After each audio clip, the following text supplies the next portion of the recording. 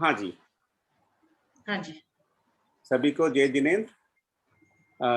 आप सभी का स्वागत है आज हमारी 16 कांड भावना की श्रृंखला में। आज हमारा 5वां सत्र है। इसकी शुरुआत करने से पहले हम मंगलाचरण से शुरुआत करते हैं। तो मैं स्क्रीन शेयर करता हूँ।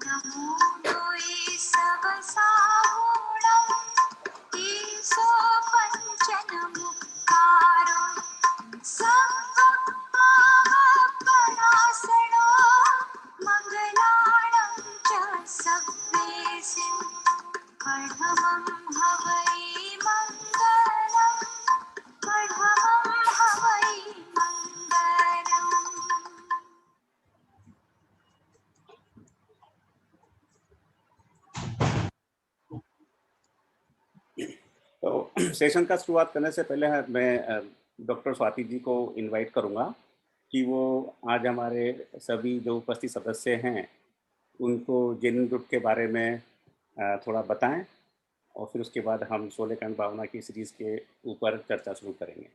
स्वाति जी, ओवर टू हाँ यू। जी। जय जिनेन्द्र सभी को। Jainin, I think all are aware, जो भी लोग अभी यहाँ प्रेजेंट है सभी अवेयर हैं जैनिन के बारे में। तो मैं quickly just in a couple of minutes I'll just over the introduction. Jaimin started in April 2017. Today is a network of 600 plus professionals and who believe in the core values of Jainism. The vision and purpose of this group is that it focuses on application of Jainism principles, और यही कारण है कि हम different sessions organize करके और Jain values को better समझ रहे हैं, जैन सिद्धांतों को बेटर समझ रहे हैं और उन्हें अपने जीवन में हम कैसे उतार सकते हैं, ये हम इस जो एलीट ग्रुप है यहाँ, एलीट ग्रुप ऑफ प्रोफेशनल्स, उनसे हम हर सेशन में सीखते हैं. And so this is just to the purpose is application of Jainism principles and bring together professionals and entrepreneurs on this platform and focus on spiritual aspects of dharma and not just the rituals, customs and traditions. And हम लोगों ने करीब 85 plus sessions organize कर लिए on different areas, be it karma theory या आराम योग, 6 एशियाएं, Ishtopadesh series, 12 भावना series और अब से 16 कारण भावना सीरीज चल रही है. And I am extremely glad कि आज हमारे साथ डॉक्टर विभा जैन है for our next session of 16 कारण भावना series. So look forward to Dr. Vibha's session and Neera ji, over to you again. बहुत बहुत धन्यवाद स्वाति जी।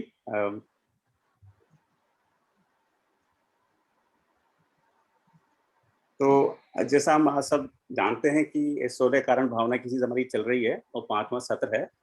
आज के सत्र में डॉक्टर विभा जी हमारे लिए अभिक्षण ज्ञानोपयोग, अभिक्षण संवेग भावना के ऊपर चर्चा करेंगी।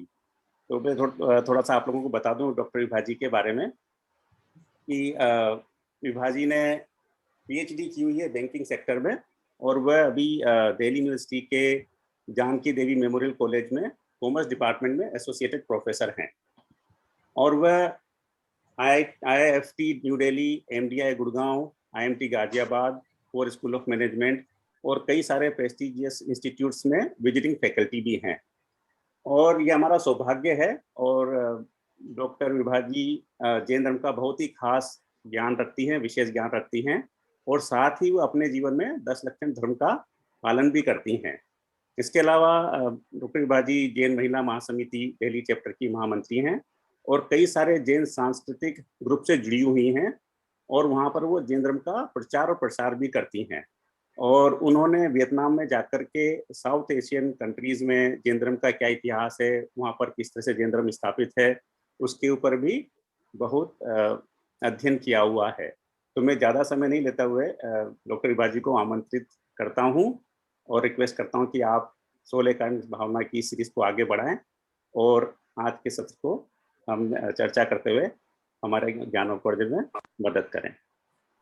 विभा जी, मैं आपकी पीपीटी शेयर करता हूँ।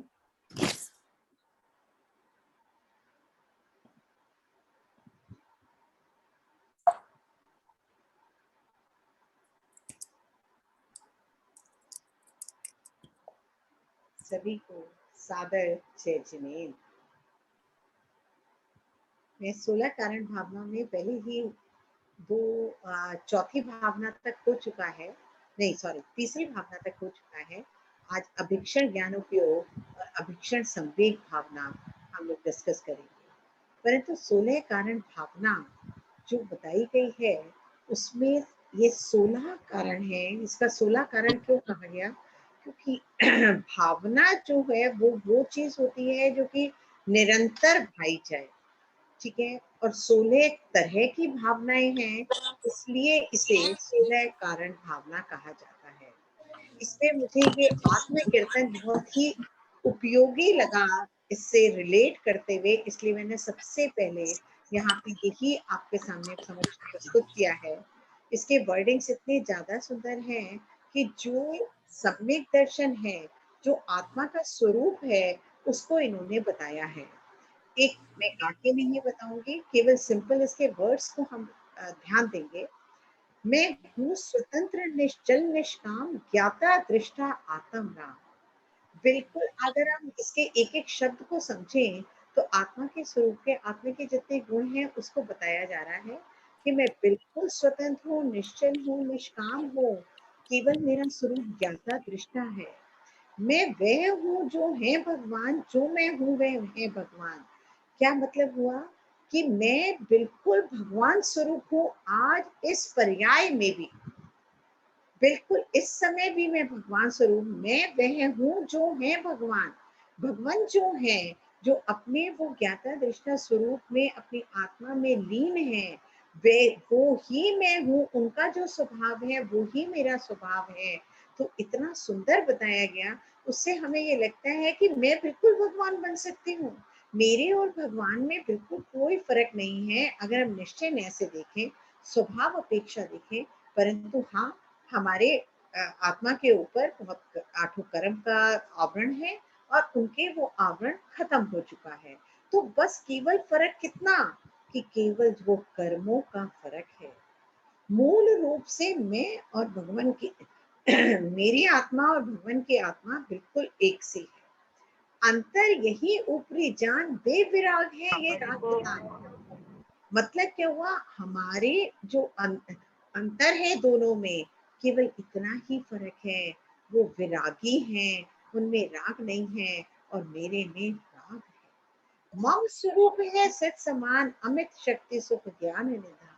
जो शक्ति स्वरूप है वो केवल ज्ञान निधान है, किंतु आशवश खोया ज्ञान बिना भिकारी निपट जान। मैं इतने अनंत ज्ञान, अनंत दर्शन, अनंत वीर्य का स्वामी होते हुए भी मात्र भिकारी की तरह ट्रीट हो रहा हूं, या अपने को मैं भिकारी स्वरूप कर रहा हूँ कि मेरे पास तो कुछ नहीं है, मेरे को ये भी चाहिए, ये भी चाहिए, ये भी चाहिए, जबकि सब कुछ मेरे पास ऑलरेडी विद्यमान है।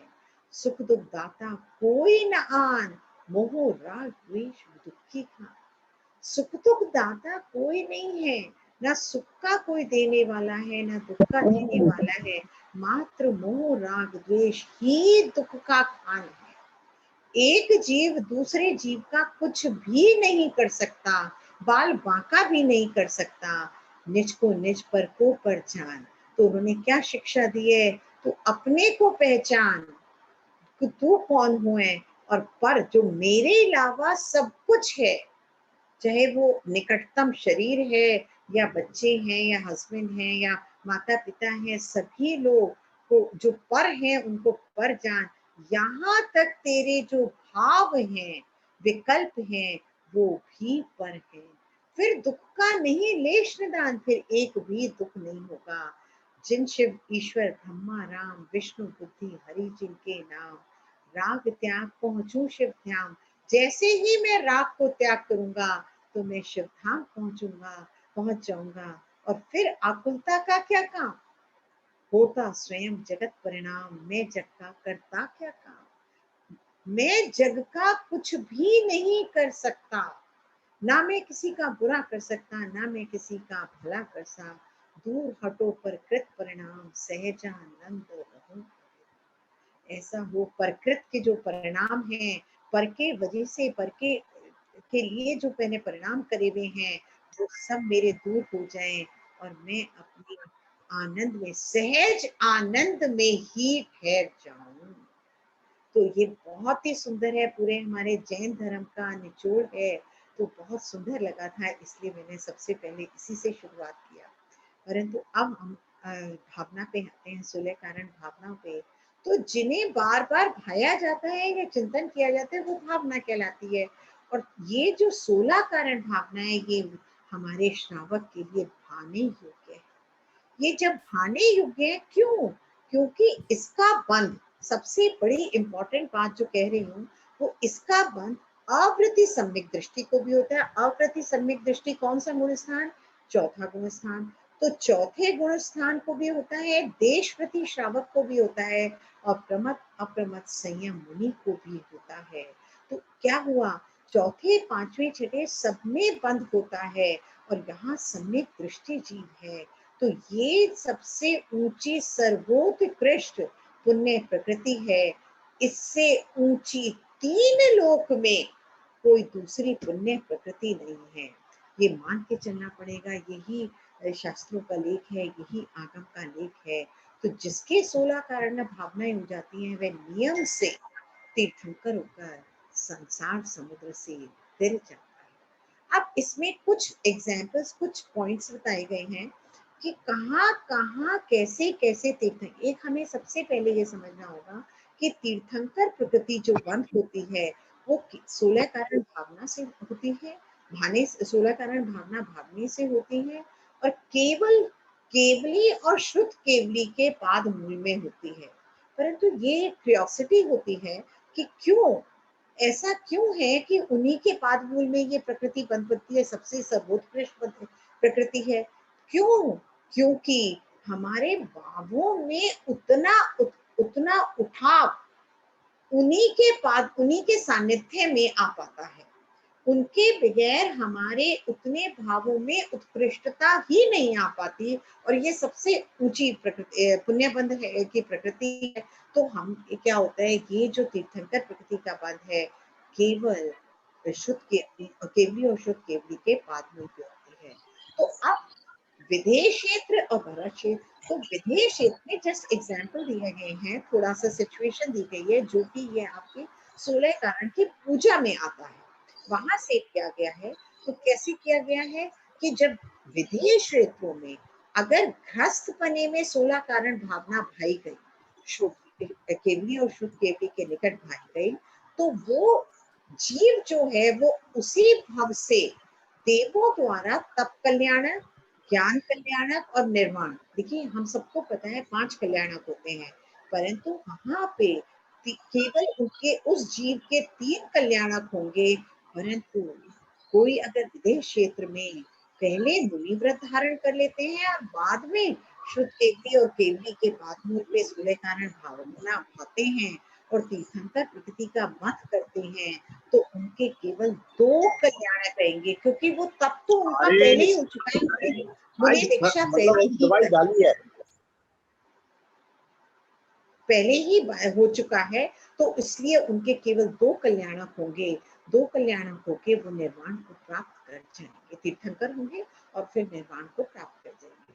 इसी तरह से अगर कोई पूर्व जन्म में केवली शुद्ध केवली के निकट 16 कारण भावना बांटते हैं, अब देखिए पूर्व जन्म में है, फिर उसके बाद जब मर के वो कोई भी मतलब स्वधर्म स्वर्ग से लेके सर्वार्थ सिद्धि के तक के देवों में किसी में भी वो पैदा हो जाएंगे, तो फिर वहां से च्युत होके मनुष्य जन्म पाएंगे और फिर तीर्थंकर होकर निर्वाण को प्राप्त हो जाएंगे। इसका मतलब क्या हुआ, 5 कल्याणक उस जीव के होंगे।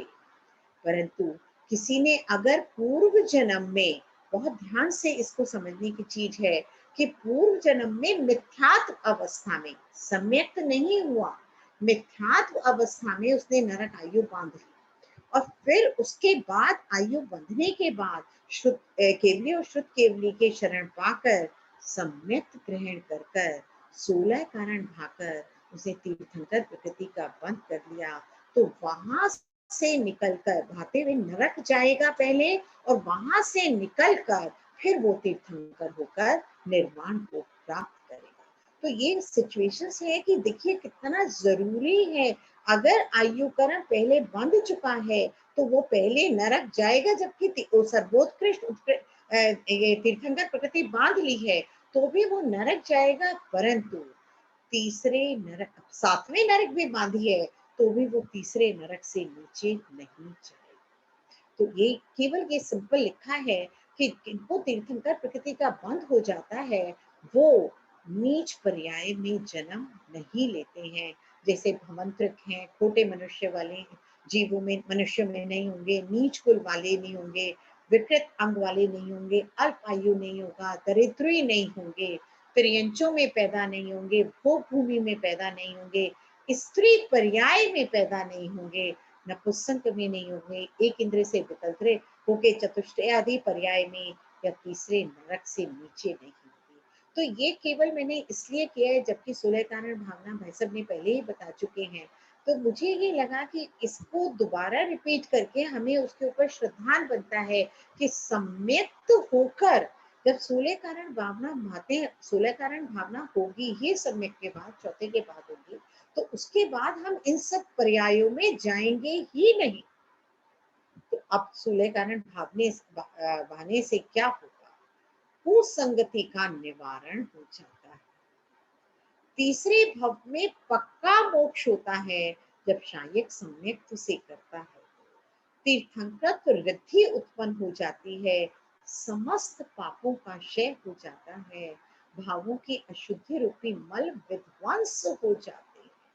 आप देखिए जो भाव हमारे कहे गए हैं, जो गलत भाव कहे गए हैं, उसे मल की संज्ञा दी गई है, और मल को हम हमेशा ही खत्म करना चाहेंगे। तो भावों की अशुद्धि रूप मल विध्वंस हो जाते हैं, और डेफिनेटली संसार के बंध छिद जाते हैं, संसार का बंध छिद जाता है। मैक्सिमम थर्ड पर्याय में, तीसरे भाव में वो मोक्ष चले जाएंगे। जैसे अभी अभी हमने डिस्कस किया कि अगर विदेश क्षेत्र में है तो उसी भाव से चले जाएंगे, बट मैं आपको यहाँ पे इसलिए तीसरा भाव लिखा है कि मैक्सिमम तीसरे भाव से वो मोक्ष चले ही जाएगा वो जीव। अब रतनगढ़ श्रावकाचार्य में सम्यक दर्शन के एक ये बिल्कुल 2 मिनट में मैं ये कवर करना चाहूंगी, क्योंकि इन सब चीजों को मैं यूज करूंगी अभिक्षण ज्ञानोपयोग में, इसलिए केवल 5 मिनट में मैं आपको ये बता देती हूँ कि बहुत ही सुंदर बताया गया है रतनगढ़ श्रावकाचार्य में कि सम्यक दर्शन धर्म का मूल है। मूल मतलब जड़ है, मतलब अगर जड़ हरी रहेगी, अगर सम्यक दर्शन मेन चीज है, अगर सम्यक दर्शन हो गया कि आगे हम बढ़ते चले जाएंगे और जो संसार है उसका जड़ कट जाएगी, तो संसार से हम च्युत हो जाएंगे, संसार से हट जाएंगे।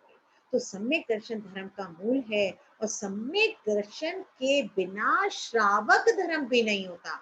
अब इसमें हमें कंफ्यूज नहीं होना, जो व्यवहार धर्म है वो उसके लिए हम नहीं कह रहे, ठीक है, जो पूजा है, पाठ है, स्वाध्याय है, नियम संयम है, सब कुछ होगा, मुनि धर्म में नहीं होगा। और सम्यक दर्शन के बिना जो ज्ञान है वो कुज्ञान होगा, चारित्र जो है वो कुचारित्र की संज्ञा लेगा, जो तप है वो कुतप है। और जैसे ही सम्यक दर्शन हुआ, सारा चारित्र सुचारित्र बन जाएगा, सम्यक चारित्र बन जाएगा, तप सम्यक तप बन जाएगा, दर्शन सम्यक दर्शन बन जाएगा। तो सम्यक दर्शन की इतनी महिमा है, तो सम्यक दर्शन की बहुत महिमा है कि हमारा संसार की जो भेद है वो कट जाए। तो सम्यक दर्शन के में हमारे दोष हो जाते हैं, 25 दोष होता है, जो 25 दोषों से रहित होता है, उसमें सम्यक के गुण प्रकट हो जाते हैं। तो केवल 1 सेकेंड में केवल आप ये पढ़ लीजिए, आपको को भाई साहब ने पहले ही बता रखे हैं ये सारे तो 3 मूर्ता, 8 मत, 6 अनायतन और 8 दोष। शंका, कांक्षा, ग्लानि, मूर्ता, ये जो 8 दोष हैं, वो 8 दोष क्या चीज हैं? 8 दोष जैसे ही खत्म होंगे वैसे ही आपके ये ही सब का रिवर्स हो जाएगा और वो गुण रूप आ जाएंगे। सम्यक तो होते ही दोष खत्म हो जाएंगे और गुण आपके पास आ जाएंगे। तो ये हम सबको पता ही है, 3 मूर्ता, 8 मत, 6 अनायतन और 8 तो अब इसके बाद इस पे मैं ज्यादा टाइम नहीं लगाना चाहूंगी। तो सम्यक दर्शन के 8 गुण प्रकट हो जाएंगे। निशंकित, निकांक्षित। अब आप देखिए, अगर आपको ध्यान हो तो जो मैंने दोष बताए थे बिल्कुल उनके रिवर्स हैं, उल्टे हैं। उसमें शंका था, पहले शंका दोष के हम शंका करते हैं, इसमें निशंकित हो जाता है। उसको जीव को कोई भी शंका आगम के वचनों में, भगवान के वचनों में नहीं रहती है। निकांक्षित, कोई भी इच्छा नहीं रहती है। इस तरह से अगर आप देखें तो ये सारे के सारे गुण व्यक्ति के प्रकट हो चुके हैं। सब ऑलरेडी कर चुके हैं, इसलिए मैंने उसको नहीं डिस्क्राइब किया है। तो अब हम आते हैं अपनी भावना पे, अभिक्षण ज्ञानोपयोग भावना। अब इसमें सबसे पहले हम देखते हैं अभिक्षण का मतलब क्या है।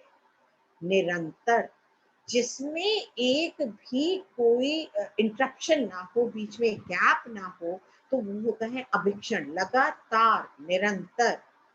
ज्ञानोपयोग, मेरा उपयोग ज्ञान में निरंतर लगा रहे। तो अभिक्षण, ज्ञानोपयोग और भावना। भावना जो चीज निरंतर भाई जाती है। तो आप इसका जो हेडिंग है, जो भावना है, वो बहुत ही एप्रोप्रिएट है और उसे हमें समझना चाहिए कि हमें क्या बताना चाह रहे हैं। क्या बताना चाह रहे हैं? मेरे को, आपको, सबको मनुष्य जन्म मिला है, सबसे ऊंची पर्याय मिली है। एक अपेक्षा, अगर आपने सुना भी होगा कि जब भगवान का कल्याण होता है तो ये होता है कि कौन पालकी उठाए।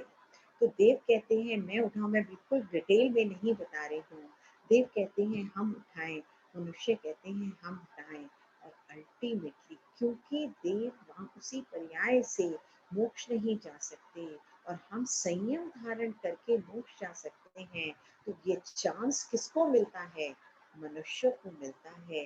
जब वो तप के लिए जा रहे हैं तो केवल मनुष्य को मिलता है। तो अगर आप देखें तो मनुष्य पर्याय इतनी ऊंची पर्याय। तो अब हमें क्या करना, इतनी ऊंची पर्याय। आप देखिए, हम सब हर अपेक्षा से समर्थ हैं, धर्म करने में समर्थ हैं, सारे अंगोपांग हैं, जैन कुल मिला है, जैन पर्याय मिली है, पूरे मतलब हर अपेक्षा से पूरा दिमाग है, समझने की शक्ति है, सब तरह से समर्थ हैं। और फिर अगर हम अपने को ना पहचाने, ज्ञानाभ्यास ना करें, तो शायद मैं गलत कह रही हूँ, आप देख लीजिए, शायद बहुत तीक्ष्ण वर्ड यूज कर रही हूँ कि शायद हम अपने मनुष्य जन्म की कदर नहीं कर, उसकी कदर नहीं कर रहे, जो एक इतना ऊंचा हीरा मिला है और उसको पहचाना नहीं। और मैंने कह दिया ये तो शीशे का टुकड़ा है। बस ये वही बात हो गई कि मनुष्य जन्म पाकर मैंने उसका, जिस कार्य के लिए मैंने मनुष्य जन्म पाया है, सम्यक प्राप्त करने के लिए, अपने को पहचानने के लिए, इस संसार से हटने के लिए, वो कार्य अगर नहीं करेंगे तो देखिए, उम्र तो बीती जानी है, आयु कर्म जब चला जाएगा, खत्म होगा, तो मैं भी चली जाऊंगी। परंतु जिस कार्य के लिए आई हूँ, उस कार्य को करे बगैर चली जाऊंगी, तो पता नहीं कब फिर दोबारा चेतूंगी। तो इसलिए वो क्या कहते हैं, हे आत्मन, ये मनुष्य जन्म पाकर निरंतर ज्ञानाभ्यास करिए। ज्ञान के अभ्यास के बिना एक क्षण भी व्यतीत ना करिए। आप सोचिए, हम सब, कोई 30 का है, कोई 40 का है, कोई 50 का है, कोई 60 का है, कितनी उम्र बची है हमारी हम सब की? 10 साल, 20 साल मैक्सिमम मैं कह रही हूँ। ठीक है, जो 30 वाले हैं उनकी 40 साल, 50 साल बची है। ठीक है, जितना टाइम बीत गया उस पर पछताइए नहीं। और असली पछताना तो वो होगा कि जो मेरा टाइम बचा है, मेरे आयु कर्म बचा है, उसका एक एक क्षण मैं अपने को जानने में, पहचानने में व्यतीत करूं। तो उन्होंने क्या कहा, एक क्षण भी व्यतीत ना करो, किसके बगैर, ज्ञान के अभ्यास के बिना। ज्ञान अभ्यास के बिना क्या है, मनुष्य पशु के समान, मनुष्य पशु के समान। क्योंकि अगर आप देखिए, पशु भी पंचेंद्रिय है, मैं भी पंचेंद्रिय, ठीक है, उनके पास भी मन है, मेरे पास भी मन है। तो फिर अगर मैंने ज्ञान का अभ्यास नहीं किया तो मेरे और पशु में फर्क क्या। तो हमें एक एक क्षण अपना, जितना आयु कर्म जिसका जितना बचा है, कम से कम वो उतने क्षण, गिन के क्षण बचे हैं ना, एक क्षण एक्स्ट्रा नहीं मिलेगा, एक भी क्षण मुझे इस पर्याय में एक्स्ट्रा नहीं मिलेगा। जितना आयु कर्म है उतना ही हो पाएगा। तो उसके बगैर मैं पशु के समान हूँ। अगर मैं सच्ची में चाहती हूँ तो शायद ये पॉइंट मुझे चुभ जाएगा कि कोई मुझे पशु के समान कह रहा है, और अगर चुभ जाएगा तो शायद मैं इस ज्ञान अभ्यास में लग जाऊँ। तो देखिए उन्होंने क्या कहा, अतः, ये मैंने वहीं से लिया है, इसलिए बिल्कुल वही चीज लिखी है। तो योग्य काल में जनागम का पाठ करो। क्या मतलब हुआ, आप कहेंगे, थोड़ा सा प्रश्न उठ जाता है कि 24 घंटे में जनागम का पाठ क्यों नहीं कर सकती। जो सामायिक के 3 काल हैं, उन तीनों सामायिक के काल को छोड़कर बाकी सभी काल में ज्ञानाभ्यास किया जा सकता है। क्योंकि सामायिक उत्कृष्ट है, जो काल सामायिक का दिया गया है उसमें सामायिक करें, और उसके अलावा ज्ञानाभ्यास करना चाहिए, जिससे कि मैं अपने को पहचानूं। ये आगम का अध्ययन करूंगी तो मुझे समझ में आएगा मैं कौन हूँ, मेरे क्या गुण हैं, मेरा क्या स्वभाव है, मुझे क्या करना चाहिए और क्या नहीं करना चाहिए। जो मेरा स्वभाव नहीं है और मैं उसमें जा रही हूँ तो वो तो गलत कार्य कर रही हूँ, वो तो मैं विभाव में चली गई। और जैसे ही मैं विभाव में गई वैसे ही कर्म बंध शुरू हो गए, चाहे वो पुण्य बने चाहे वो पाप बने, चाहे ये शुभ भावों में गई चाहे अशुभ भावों में गई। ये नहीं मैं कह रही, डेफिनेटली शुभ भाव अशुभ भाव से बेटर है, परंतु है तो बंध का ही कारण, है तो संसार का ही कारण। तो मुझे स्वाध्याय करना चाहिए, ज्ञानोपयोग में बढ़ाना चाहिए। जब संभव हो तब ध्यान करो, शास्त्रों के अर्थ का चिंतन करो। सबसे बड़ी गलती जो हम लोग कर रहे हैं, उसमें मैं भी हूँ, आप भी हैं शायद, मैं किसी को कह नहीं सकती, कि हम शास्त्रों का अभ्यास तो बहुत अच्छे से कर रहे हैं, एक एक चीज समझते हैं, याद भी करते हैं, अप्लाई भी करने की कोशिश करते हैं, परंतु उनका चिंतन नहीं करते। जितना चिंतन पर्याय का होगा उतना ज्यादा मैं अपने ऊपर लगा सकूं। मैंने पढ़ लिया, ये एक एस्पेक्ट है, पढ़ना जरूरी है, पर जो पढ़ा उसे रियलिटी में अप्लाई करना है। हमारे 10 धर्म हैं, उत्तम क्षमा, उत्तम माधव, ये एक एग्जाम्पल के फॉर्म में दे रही हूँ। तो आप बताइए, उत्तम क्षमा पहले आता है, पढ़ते हैं, बहुत अच्छा लगता है, परंतु घर में, बाहर, जॉब पे कभी भी कोई प्रकरण होता है जो मेरे अनुरूप नहीं होता, तो आप अपने मन से पूछिए, कोई किसी का मन नहीं पढ़ पाएगा, कितना क्रोध आता है, कितना क्रोध आता है। क्या मैं उस समय उसे उत्तम क्षमा कहती हूँ? उत्तम शब्द का अर्थ है सम्यक सहित। तो क्या मैं उसे क्षमा कर पाती हूँ? क्या मैंने वहां पे कर्म लगाया, क्या मैंने वहां पे पर्याय लगाई? ये है एप्लीकेशन, उसे मेरे को लगाना है कि जो हो रहा है कर्मानुसार है। केवल ज्ञान, भगवान के ज्ञान में ऑलरेडी झलक चुका है जो है, उसमें पर्याय लगानी है कि मुझे क्यों आया ये गुस्सा, क्योंकि मेरे में मान था कि जो मैंने कहा था वो वैसे ही होना चाहिए था। तो इस तरह से अगर हम पर्याय में लगाएंगे तो बहुत ही सुंदर हो जाएगा। तो शास्त्रों का अर्थ का चिंतन करना है, उसे रियल लाइफ में लगाना है। बहुत ज्ञानी गुरुजनों ने नम्रता, वंदना, विनय आदि करना।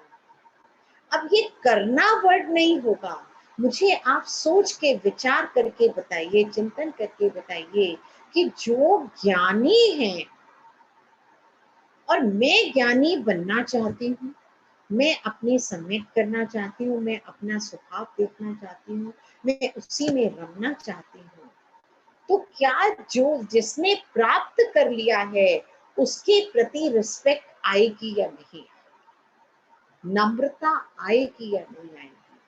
आप मैं व्यवहार से एग्जाम्पल लेती हूँ। सपोज मुझे फिजिक्स सीखनी है, मुझे नहीं आती और आप फिजिक्स के मास्टर हैं, तो मैं आपसे नम्रता से ही तो निवेदन करूंगी, आप मुझे फिजिक्स सिखा दीजिए। आपके गुणों को सहराऊंगी, आपके प्रति विनय होगी, तभी तो मैं आपसे गुण ग्रहण कर पाऊंगी। बस यही तो है कि जो ज्ञानी गुरुजन होंगे उनके प्रति मेरे अपने आप सम्यक्त के बाद सभी में नम्रता, वंदना, विनय ऑटोमेटिक आएगी, क्योंकि जो चीज मैं प्राप्त करना चाहती हूँ वो उन्होंने प्राप्त कर ली। तो मेरे को सारा दिन ये रहेगा इनका आचरण कैसा है, ये कैसे करते हैं, इन्होंने क्या किया, तो विनय आएगी ही आएगी। और मेरा ख्याल विनय तो बहुत ही सुंदर। और धर्म सुनने के इच्छुक को धर्म का उपदेश दे, परंतु जो उपदेश देना है उसमें ध्यान आगम के अनुरूप दे। जो आगम में लिखा है बिल्कुल वैसे ही उसे बताएं। अगर उसके 1% भी गलत हो जाए तो वो उसका दोष मुझे लगेगा, जो कह रहा है, जो उपदेश दे रहा है उसे लगेगा। तो हमें बहुत ही ध्यान से ये ध्यान रखना है कि जो आगम में लिखा है, जैसा आगम बता रहा है, हमारी वाणी बिल्कुल उसके अनुरूप ही। ये बहुत ध्यान रखना है, नहीं तो बहुत ज्यादा तीव्र बंध के भागी हो जाएंगे। तो अब ये प्रश्न उठता है, ज्ञानोपयोग चैतन्य की परिणति है और उसे हमें ज्ञानाभ्यास कैसे करना है, ये दो प्रश्न आते हैं। तो ज्ञान हमें बाहर से क्षयोक्षम ज्ञान करना है, ये पक्का है, कोई गलती नहीं है। जितने आगम है, शास्त्र जी हैं, उन सबको पढ़ना है, परंतु ये ज्ञान का उपयोग, ज्ञानाभ्यास बाहर करना है, आगम से करना है, परंतु ज्ञान का जो उपयोग है, क्योंकि मेरा आत्मा का स्वभाव है ज्ञाता और दृष्टा, तो मैं ज्ञान रूप ही हूँ। तो ज्ञानोपयोग तो चैतन्य की परिणति है। तो उन्होंने क्या कहा, पहला पॉइंट आता है, निरंतर चैतन्य की ही भावना करनी चाहिए। बिल्कुल ठीक है, जो मैं जैसी हूँ, मैं अपने अंदर रहूं, अपने को पहचानूं। तो ये आप मुझे बताइए, जिस दिन मैंने अपने को पहचान लिया तो ऑटोमेटिक बाकी सब चीज फर्क हो जाएंगे। आप मुझे बताइए, सपोज मुझे अपने घर का एड्रेस नहीं पता, मुझे नहीं पता कौन सा घर है, तो मैं बाकी सब घर में जाऊंगी, देखूंगी ये तो नहीं है, ये तो नहीं है, ये तो नहीं है, परंतु अब इमेजिन करिए, मुझे अपने घर का पहचान है, मेरा घर कौन सा है, तो क्या मुझे कंफ्यूजन होगा, ये तो नहीं है, ये तो नहीं है, ये तो नहीं है। बस बिल्कुल वही है कि अपने ज्ञान का जिस दिन मुझे अनुभव हो गया, उस दिन बाकी सब चीजों को पर कहना नहीं पड़ेगा, मेरे अपने अनुभव में आएगा कि इसके अलावा जो मैंने अपने को पहचाना है, उसके अलावा सब कुछ पर है, वो मेरा नहीं है, वो मैं नहीं। तो वो आपको रटना नहीं पड़ेगा, वो अनुभव का विषय बन जाएगा कि ये सब चीजें पर। तो निरंतर ही चैतन्य की, अपने ज्ञाता दृष्टा स्वरूप की भावना भावनी चाहिए। अब जहां हम गलती कर रहे हैं, अनादि से काम क्रोध मान लोभ आदि मेरे चैतन्य से लगे हैं, ये हम सब जानते हैं। जब तक हम संसारी हैं, अनादि से लगे हुए हैं, और अगर मैंने मोक्ष मार्गी नहीं बनी तो अनंत तक लगे रहेंगे, ये पक्का है। परंतु ये श्रृंखला हमें तोड़नी है, और वो तोड़नी कैसे है कि अगर मैं ये समझ लूं कि काम, क्रोध, लोभ, जितनी ये कषाएं हैं, ये मैं नहीं। मैंने जिस दिन अपने को समझ लिया, पहचान लिया, अनुभव कर लिया, तो ये सब चीजें करके दिखने लगेंगी, कर्मानुसार दिखने लगेंगी, कर्म का कार्य दिखने लगेंगी, कर्म धारा दिखने लगेगी, कर्म धारा और ज्ञान धारा अलग अलग दिखने लगेंगी। Just like the two parallel lines, दोनों पैरेलल लाइंस की तरह दिखने लगेंगी। तो वो जिस दिन रियलाइज हो गया, तो आगे मैं बढ़ ही जाऊं। अब ऐसा निरंतर भावना भानी है कि जो भगवान के परमागम के सेवन के प्रभाव से मेरा आत्मा राग द्वेष आदि से भिन्न, आत्मा कैसी है, राग द्वेष जितने भाव हैं उन सबसे भिन्न है, अपने गायक स्वभाव में ही ठहर जाए। आप सोचिए, जिस दिन मेरे को समझ में आ गया कि राग द्वेष क्रोध मान माया ये मेरे नहीं है, मैं नहीं हूँ, तो उनसे भिन्न महसूस करूंगी, और क्या करूंगी, अपने घर में ही ठहर जाऊंगी, अपने स्वभाव में ही ठहर जाऊंगी, राग आदि के वशीभूत नहीं होंगी। उसी में आत्मा का हित है कि मैं अपने गायक स्वभाव में ठहर जाऊं। ये बाकी जितनी कषाएं हैं उनको अलग दिखने लगे, वो मेरी नहीं है। मैं उसको करने वाला, एक अपेक्षा से कहा गया है कि मैं उसको करने वाली हूँ, क्यों, क्योंकि मैं उसको छोड़ना है। बट दूसरी अपेक्षा निश्चय ऐसे कहेंगे तो मैं कहूंगी मैं रागादिक स्वभाव वाली नहीं। तो यह हमें बहुत ही सुंदर है, क्योंकि ज्ञानोपयोग ये सब क्यों बताया गया, क्योंकि ज्ञानोपयोग चैतन्य की परिणति है। तो अब मुझे प्रश्न उठता है, अगर ज्ञानोपयोग चैतन्य की परिणति है, तो ज्ञानाभ्यास मुझे कैसे करना है, कैसे करना है, जिससे, अब ध्यान दीजिएगा, पहला पॉइंट, श्रुत का अर्थ संशय आदि दोष रहित हो। अगर आपको वो 8 दोष मैंने क्यों यहाँ पे आपको बताए थे, इसीलिए क्योंकि जो श्रुत का मुझे अभ्यास करना है वो उन 8 दोषों से रहित, उनमें से एक भी दोष नहीं होगा। तो श्रुत का अर्थ संशय आदि दोषों से रहित होना चाहिए। स्व पर पदार्थों के यथार्थ स्वरूप प्रकाशित हो। अब आप देखिए, हमें लगता है कि हमें भी तो जो मिथ्या दृष्टि है अभी उससे सम्यक नहीं हुआ है, उसे भी पता है, सपोज ये 2 पेन पड़े हैं कि ये वाला पेन मेरा है और ये वाला पेन दूसरे इंसान का है, मेरे फ्रेंड का है, तो आप कहेंगे उसको भी तो ये पता है कि मेरा और अपने में डिस्टिंक्शन पता है, तो यहाँ पे क्यों दिया गया?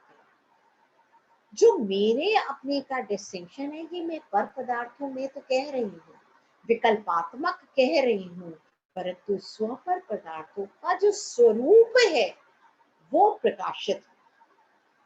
कैसे? पर पदार्थ का अलग प्रकाशित हो कि ये पर है और ये मैं हूँ। जब मुझे ये प्रकाशित हो जाएगा तो आप देखिए, मेरे को किसी से भी कोई एक्सपेक्टेशंस खत्म हो जाएगी। जो बाहरी पुद्गल पदार्थ है, फिर वो तो क्योंकि रूपी पदार्थ है, वो तो फिर भी आंखों से दिखता है कि ये मेरे से अलग है, परंतु जनरली क्या होता है, ये शरीर और आत्मा में तो बिल्कुल डिफरेंस नहीं नजर आता। जो मेरी ये शक्ल दिख रही है, यही विभा जैन है, सारा दिन यही देखते हैं।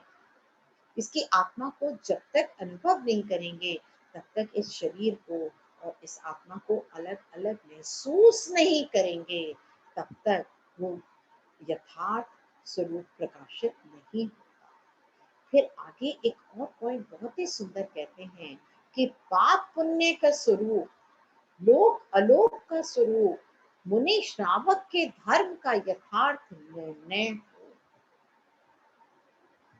और उसके बाद ये यथार्थ निर्णय आपका कैसे होगा? ज्ञानाभ्यास करने से होगा कि क्या स्वरूप है श्रुत का क्या है, मेरी आत्मा का क्या स्वरूप है, मुनि धर्म का क्या है, श्रावक धर्म क्या है, पाप पुण्य का क्या स्वरूप है, लोक अलोक का क्या स्वरूप है, ये सब ज्ञानाभ्यास से ही पता चलेगा। तो उससे हमें इन सब का डिफरेंस पता चल जाएगा। अपने चित्त में संसार शरीर भोगों से विरक्तता का चिंतन हो। एक है कि मैं बार बार सपोज घर में किसी की डेथ हो गई, तो उस समय अगर आपने ध्यान दिया हो, कुछ दिन तक हमें शमशान वैराग्य रहता है, क्या रखा है, देखो 1 मिनट में छोड़ के चला गया, शरीर रह गया, सब कुछ तो अभी तो मकान बनाया था, ये चला गया, ये हमें थोड़े दिन तक मोमेंट्री वैराग्य रहता है। परंतु जिस दिन मैंने अपने स्वरूप को देख लिया, तो मुझे उससे विरक्तता का चिंतन होगा। जब मैं जान लूंगी, तो ये ज्ञान अब के अभ्यास का या आगम के अभ्यास का ये हमारे बहुत बड़े बेनिफिट्स होंगे, और जो हमें मोक्ष के मार्ग पर अग्रसित कर देगा। तो उसके बाद ये क्या कहते हैं, समस्त द्रव्यों में मिला होने पर भी, ये मेरे शरीर का बता रहे हैं, समस्त द्रव्यों में मिला होने पर भी एक आत्मा का भिन्न अनुभव होना ही ज्ञानोपयोग है। बहुत ही मार्मिक चीज है, बहुत ही अच्छी चीज है, बहुत ही रियल चीज है कि शरीर में रहते हुए भी समस्त द्रव्यों में मिला होने पर भी मैं अपने आत्मा का भिन्न अनुभव करूं। और ये केवल सम्यक दृष्टि जीव ही शरीर के रहते हुए आत्मा को बिल्कुल अलग अनुभव करता है। एक तो चीज है कि मैंने शास्त्रों में अपनी आत्मा का स्वरूप पढ़ा, और मैं इमेजिन करने लगी कि हाँ आत्मा ऐसा होगा, उसमें ये गुण है, उसमें अनंत गुण है, उसमें ये है। ये इमेजिनेशन में चल रहा है क्योंकि मैंने पढ़ लिया सारा कुछ, वो मैं एक विजुअलाइजेशन ला रही हूँ कि ये ऐसा होगा। एक है कि उसने ध्यान अवस्था में बैठा और आत्मा को शरीर से, शरीर में रहते हुए भिन्न अनुभव कर लिया, उसे कहते हैं ज्ञानोपयोग।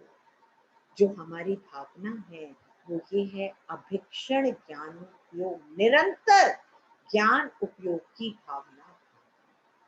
तो उन्होंने क्या कहा, ज्ञान उपयोग जब मैं निरंतर भाती हूँ, तो उसमें क्या होता है, पहला बड़ा अच्छा पॉइंट है कि विषयों की बाधा नष्ट हो जाती है। ये मुझे नहीं मिला, ये मिला, ये कम मिला, ये ज्यादा मिला, जो विषयों से बाधा होती है वो खत्म हो जाती है। कषायों का अभाव हो जाता है। मुझे बताइए, क्रोध, मान, माया, लोभ, जो चीज मिलनी है, ये जो क्रोध है, मान है, इन सब का अभाव हो जाता है। मैं प्लीज ये नहीं कह रही कि चौथे गुण स्थान में अभाव हो जाएगा, ये निरंतर आगे आगे बढ़ता हुआ जाएगा। चौथे गुण स्थान में तो केवल अनंतानुबंधी गई है, तो अभी तो बाकी सारी तो है, 3 चौपड़ी का राग पड़ा है, बाकी कषाय पड़ी है। मैं उस अपेक्षा बिल्कुल बात नहीं कर रही हूँ, क्योंकि जब एक दफा चौथे में आ गया, हमने बांधी है, वो सूले कारण भावना भा रहा है, तो निरंतर वो आगे बढ़ता चला जाएगा। तो मैं उस अपेक्षा से बिल्कुल नहीं कह रही कि चौथे में ही अभाव हो जाएगा, बिल्कुल नहीं। नहीं तो बाकी कोई स्थान तो विशुद्धता की अपेक्षा ही तो है। तो ये धीरे धीरे प्रोग्रेसिवली ये सब हमारे को प्राप्त होगा। माया, मिथ्यात्व और निदान तीनों शब्दों का नाश हो जाएगा, मन स्थिर हो जाएगा। अभी आप देखिए, एक दफा आप किसी भी टाइम जाप करने पे बैठ जाइए, कितनी स्थिरता रहती है मन में, बहुत कम। हम ये जनरली गुरुजी हमारे मतलब बाबूजी थे, वो यही कहते थे कि आप जो भी मंत्र पढ़ रहे हैं, नमोकार मंत्र पढ़ रहे हैं, ओम पढ़ रहे हैं, जो भी पढ़ रहे हैं, जिसका भी मंत्र का जाप कर रहे हैं, हर मंत्र को सुनिए। तो आप देखेंगे, थोड़े थे 5, 7, 10, 20 से सुनते हैं, ये स्थिरता पे डिपेंड करेगा। उसके बाद पता नहीं उपयोग कहाँ चला जाता है, कितने सारे मंत्र कहीं इधर से बोल रहे हैं, परंतु उनका हमें ज्ञात नहीं होता। तो ये मन के स्थिरता को बढ़ाता है, विकल्पों नष्ट होते हैं, धीरे धीरे धीरे धीरे विकल्प कम होते जाते हैं, जब मुझे रियलाइज होता है कि ये जो विकल्प है ये बिल्कुल बेकार है, जब बिल्कुल बेकार है, ये तो मेरे विकल्प क्या है, कर्मानुसार कार्य ने होना है, जो मैं विकल्प कर रही हूँ ये नहीं, ये सार्थक नहीं है, तो धीरे धीरे वो कम होते चले जाते हैं। व्रत संयम से चलायमान नहीं होते। कितनी दफा होता है कि व्रत कर रहे हैं, सलेखना ली है, कोई भी है या किसी भी तरह से 10 लाखनी की है, तो जब आपने ज्ञानाभ्यास किया और अपने उपयोग को स्थिर करने की प्रयास किया, तो आप देखिएगा जब आप व्रत नियम संयम करते हैं, अगर आपको थोड़ा सा भूख भी लगी है, प्यास भी लगी है, तो आपको पता है कि मेरी आत्मा का तो नेचर क्या है, स्वभाव क्या है, तो आप उससे चलायमान नहीं होता, स्थितिकरण का गुण आ जाता है। जो सम्यक दर्शन के बाद 8 गुण थे, उसमें एक गुण स्थितिकरण का भी है कि अगर सपोज मुझे बहुत तकलीफ हो रही है, तो जितने ज्ञानी जीव हैं मुझे संबोधन करते हैं और वो स्थिति कर देते हैं कि उससे चलायमान नहीं होना है। जिनेंद्र का शासन उभरता है, जो उन्होंने कहा है वो आगे परंपरा से आगे बढ़ता चला जाता है, अशुभ कर्मों का नाश होता है, जिन धर्मों की प्रभावना होती है, और जो पूर्व संचित पाप रूपी ऋण है, इसमें वर्ड ऋण यूज किया गया, क्योंकि जो भी मैंने बांधा है कर्म, चाहे वो पुण्य बांधा है चाहे वो पाप बांधा है, उनका हिसाब उनको मैंने भोगना तो है, तो ये एक ऋण है जो मुझे इस मनुष्य भव में या किसी भी पर्याय में चुकाना है। तो जितने पाप कर्म हैं उनका उदय आ जाता है, उनको मैं बिल्कुल, निर्विकल्पता तो मैं नहीं कह सकती इसमें, बट तो बहुत कम विकल्प या धीरे धीरे धीरे धीरे विकल्प कम होते चले जाते हैं, तो उनको मैं वो उदय में आते हैं, आके झड़ के चले जाते हैं, तो वो जो पाप रूपी ऋण है वो खत्म होता चला जाता है, वो नष्ट हो जाता है। तो ये सबसे लास्ट वाली जो लाइन है ये सबसे इम्पोर्टेंट है, सम्यक दृष्टि की इम्पोर्टेंस की, अगर हम उस पे आ जाते हैं तो कितना ज्यादा अच्छा होता है। जो अज्ञानी है, जो मिथ्या दृष्टि है, जिस कर्म को घोर तप करके कोटि पूर्व में खपाता है, कोटि पूर्व काल, बहुत बड़ी संख्या है, इस समय मैं पूछ को लूंगी तो बहुत टाइम लग जाएगा, तो कोटि पूर्व वर्षों में खपाता है, उस ही कर्म को ज्ञानी अंतर मुहूर्त में खपा देता है। ये है ताकत अपने स्वभाव की, जिसने तूने अपने को पहचान लिया, गलत मान्यता खत्म हो गई, तो जो कर्म है वो तो बहुत बहुत छोटे काल में, अंतर मुहूर्त में आपके खप जाते हैं। ये डेफिनेटली डिपेंड करता है विशुद्धि के लेवल पे, परंतु मतलब कंपैरिजन करने के लिए, उस सम्यक दर्शन की इम्पोर्टेंस देखने के लिए ये आप ध्यान दीजिए। तो आप ये देखिएगा, अब अगला हमने हेडिंग लिखा है, दिया हुआ है, जिन धर्म का स्तंभ ज्ञान का अभ्यास, स्तंभ मतलब मेन जड़, मेन मेन चीज जिसपे खड़ा है ये जिन धर्म, ठीक है, उसका क्या है, वो ज्ञान का अभ्यास ही मेन पिलर है, जिसपे सारा खड़ा है। जैसे हमारा अगर मकान है तो पिलर्स पे खड़ा है, अगर पिलर आप सोचिए मजबूत ना हो तो मकान ढह जाएगा। इसी तरह से जो जिन धर्म का जो मेन पिलर है वो ज्ञान का अभ्यास ही है, तो ज्ञान के प्रभाव से क्या होगा, वांछा रहित संतोष धारण करेंगे, क्योंकि वांछा तो चली जाएगी, आपको अपना स्वभाव समझ में आ गया, तो बाहर की जो चीजें हैं वो तो समझेंगे ही, इनमें कुछ है ही नहीं, उनकी इम्पोर्टेंस। देखिए ध्यान रखिएगा, ये नहीं कि मुझे खाने को नहीं चाहिए, या चौथे गुण स्थान वाले को पांचवें गुण स्थान वाले को खाने को नहीं चाहिए, कपड़े नहीं चाहिए, मकान नहीं चाहिए, सब चाहिए, परंतु जो वांछा थी कि ये मेरा मेरा मेरा, वो चीज खत्म हो जाएगी। वो तो धीरे धीरे, जब तक हमारा राग है, जब तक हमारी कषाएं हैं, तो थोड़ा थोड़ा सब कुछ चाहिएगा, परंतु उसमें जो अपनापना है, ललायतपना है, वो सब चीजें खत्म हो जाएंगी। उत्तम समाधि गुण अपने आप प्रकट हो जाएंगे, हक्ष अभक्ष का, योग्य अयोग्य का, उसमें ये नहीं होगा कि ये मुझे खाना ही है क्योंकि मेरे को अच्छा लगता है इसलिए खाना है। भक्ष अभक्ष का, योग्य अयोग्य का, क्या चीज त्याग करनी है, क्या चीज मुझे ग्रहण करनी है, इन सब का विचार आने लगेगा। क्योंकि उसमें ये है कि दिख रहा है कि इसमें हिंसा है, तो ये मतलब मैं खा सकती नहीं, ये क्रिया मैं कर सकती नहीं, मतलब आपका विचार ही नहीं आएगा कि उस कार्य को करें। तो इस तरह से ये हमारे को अच्छी जो तमस्वादी सारे गुण हैं उन पे लेके जाएगा, ऑटोमेटिक हम उस पे अग्रसर होते ही चले जाएंगे। और ज्ञान अगर नहीं अभ्यास किया तो क्या होगा? अगर मैंने ज्ञान का अभ्यास नहीं किया तो क्या होगा? परमार्थ और व्यवहार दोनों ही नष्ट हो जाएंगे।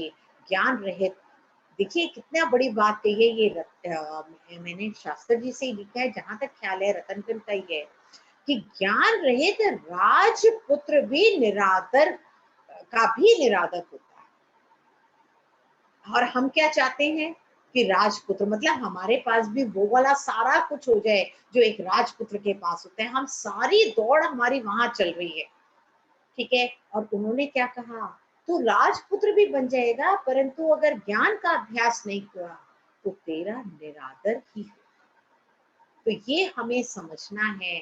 तो क्या कहा, बहुत ही सुंदर लाइन है ये कि ज्ञान के समान कोई धन नहीं है और हम संसारिक धन के पीछे दौड़ रहे हैं। ज्ञान के दान के समान कोई दान नहीं है। सबसे उच्च दान ज्ञान का दान है। दुखित जीव को ज्ञान ही शरण है। ज्ञान धन का ज्ञान धन को कोई चुरा नहीं सकता। आपको बताइए उसके लिए कितने लॉकर लेने हैं? ज्ञान को प्रिजर्व करने के लिए कितने लॉकर चाहिए? नहीं चाहिए। उसको कोई चुरा नहीं सकता, लूटने वाला लूट नहीं सकता। आज मैंने ज्वेलरी पहन रखी है, चल रही हूँ, तो कोई लूट लेगा, खींच लेगा, परंतु ज्ञान को लूट लेगा? कोई नहीं लेटेगा। परंतु खोसने वाला खोस नहीं सकता। परंतु ज्ञान की तो कैरेक्टरिस्टिक ऐसी है कि अगर मैं उसे दूंगी तो वो घटेगा नहीं, बढ़ेगा। संसारिक धन तो देने से आपका बैलेंस शायद कम हो जाएगा, परंतु ज्ञान का धन देने से तो ये बढ़ता ही चला जाएगा, ये घटेगा नहीं। इसकी तो कैरेक्टरिस्टिक ही डिफरेंट है, नेचर ही डिफरेंट है। वो तो घटने वाला है, ये तो देने से घटने वाला है, ये देने से बढ़ने वाला है। तो एक्चुअली तो ये कंपैरेबल ही नहीं है। इतनी दोनों अलग हैं क्योंकि हम दो चीज को तब कंपेयर करते हैं जब दोनों बीच में कॉमन पॉइंट्स हो दोनों में, ठीक है। ये तो दोनों में कोई कॉमन पॉइंट ही नहीं है, ये तो घट जाएगा, ये बढ़ जाएगा, वो व्यवहारिक है, परमार्थिक है, उसको अरेंज कमाना पड़ता है, ये तो मेरे पास अवेलेबल है, ऑलरेडी सहज है। तो ये है ज्ञान के संसार समुद्र के डूबने के। अब ये देखिएगा, डूबने में, जब मैं डूब रही हूँ संसार रूपी समुद्र में, तो हस्तावलंबन देके हाथ देता है। सपोज मैं डूब रही हूँ और आपने स्वाति जी ने हाथ दिया, मैंने इनका हाथ पकड़ा और मैं उस डूबते डूबते ऊपर आ गई। तो ज्ञान तो वो चीज है कि ये हस्तावलंबन देकर हमारी रक्षा कर देता है।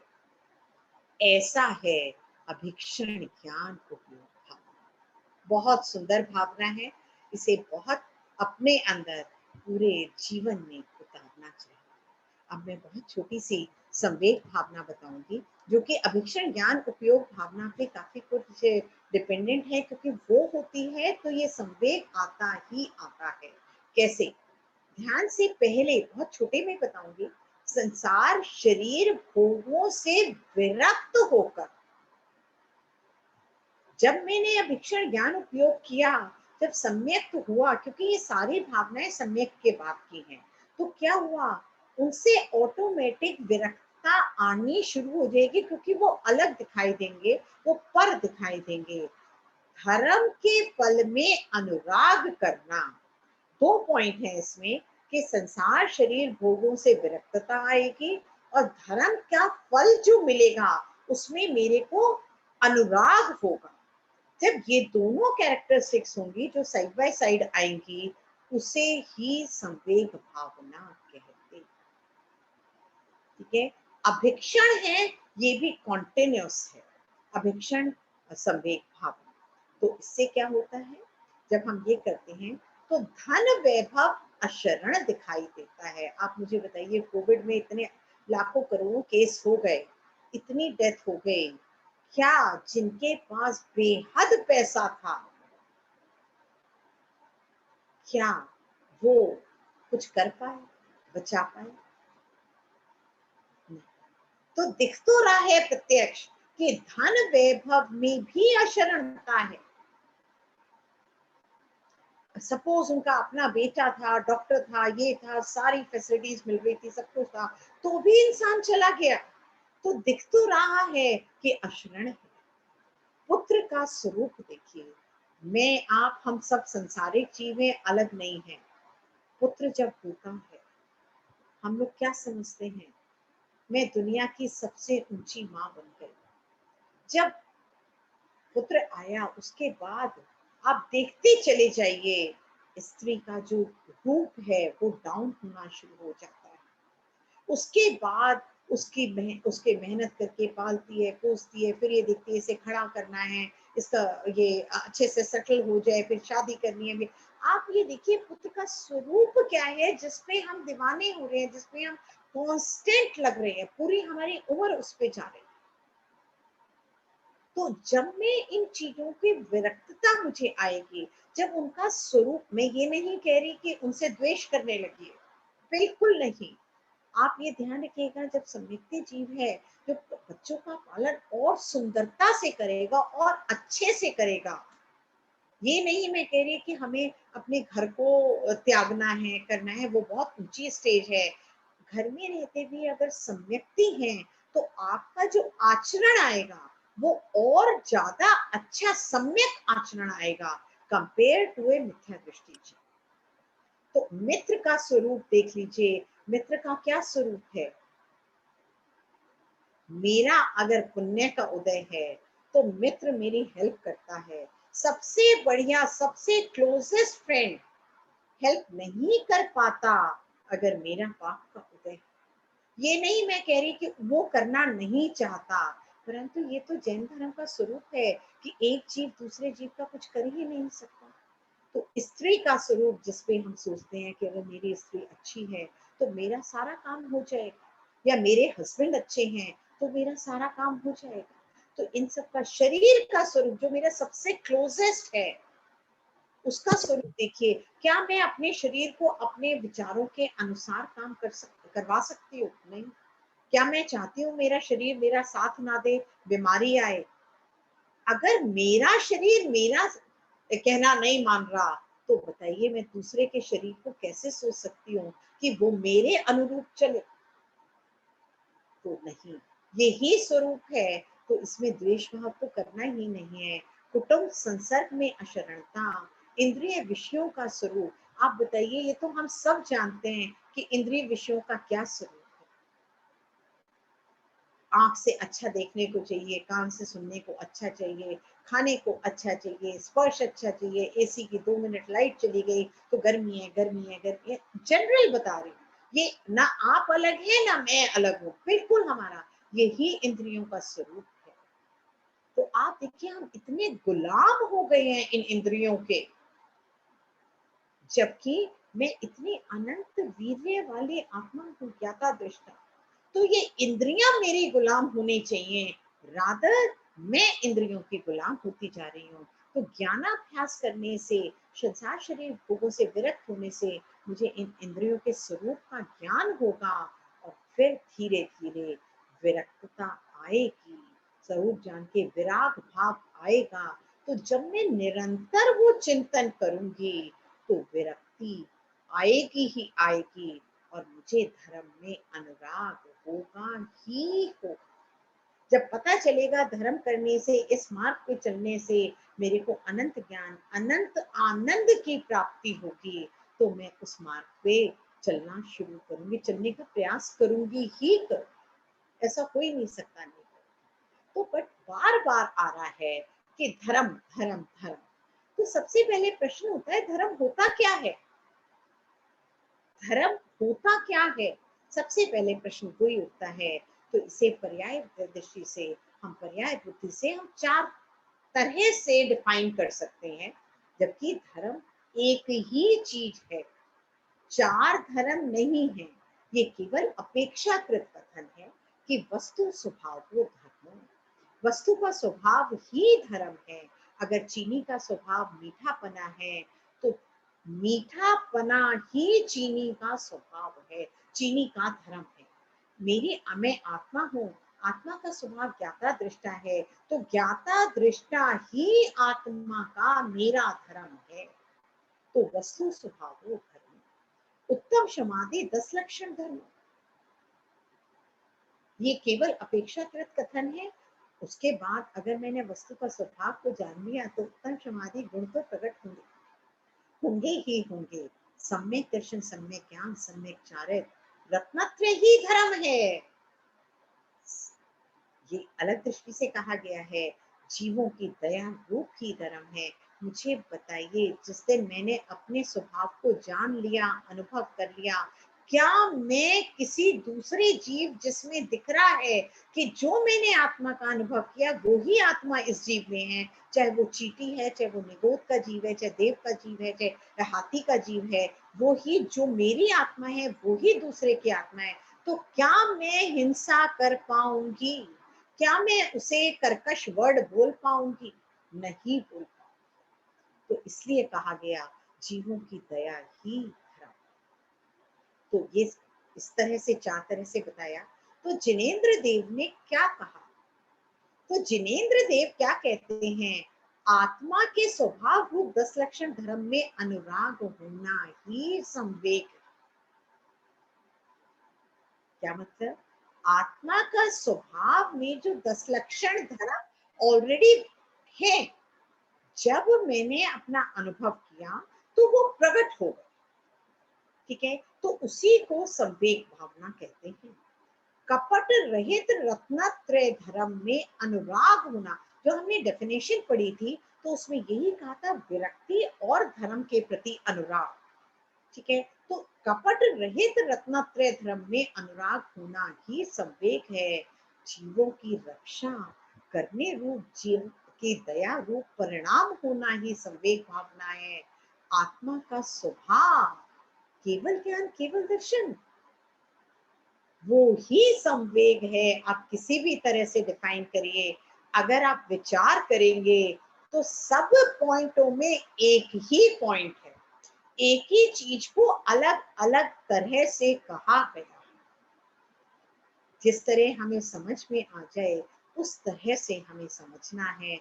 एक्चुअली सारे पॉइंट एक ही चीज पे लिख जा रहे हैं, वस्तु स्वभाव धर्म, उसके अलग अलग रूप से उसे बोला गया है।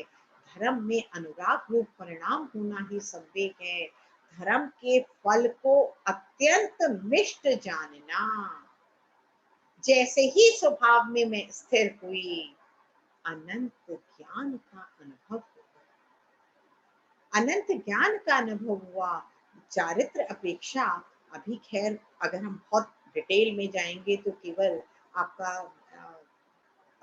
कुछ लेवल पे खत्म हुआ है, जैसे बाकी सारा अभी तो है, मैं ये नहीं कह रही पूर्ण रूप से, परंतु उसका स्वाद तो आया, चाहे वो एक सेकेंड, एक माइन्यूट समय के लिए आया। तो इसीलिए उन्होंने कहा, धर्म के फल को अत्यंत मिष्ट जानना ही संवेग है। जब मुझे लगेगा धर्म का फल बहुत बढ़िया है, बहुत अच्छा है, तो आप मुझे बताइए अपने अंदर से पूछ के, क्या मैं उस मार्ग पे नहीं चलूंगी? बिल्कुल चलूंगी। जिस मार्ग पे चलने से मुझे समझ आ रहा है कि इसका फल बहुत मीठा है, जो मैं दुखी हूँ, जो मेरे को कषाय हैं, सारी खत्म हो जाएंगी और मैं सुखी सुखी हो जाऊंगी, तो मैं उस मार्ग पे पहुंच चलूंगी। तो जहां धर्म के फल को मैंने मिष्ट जाना, उसे ही संवेग भावना है।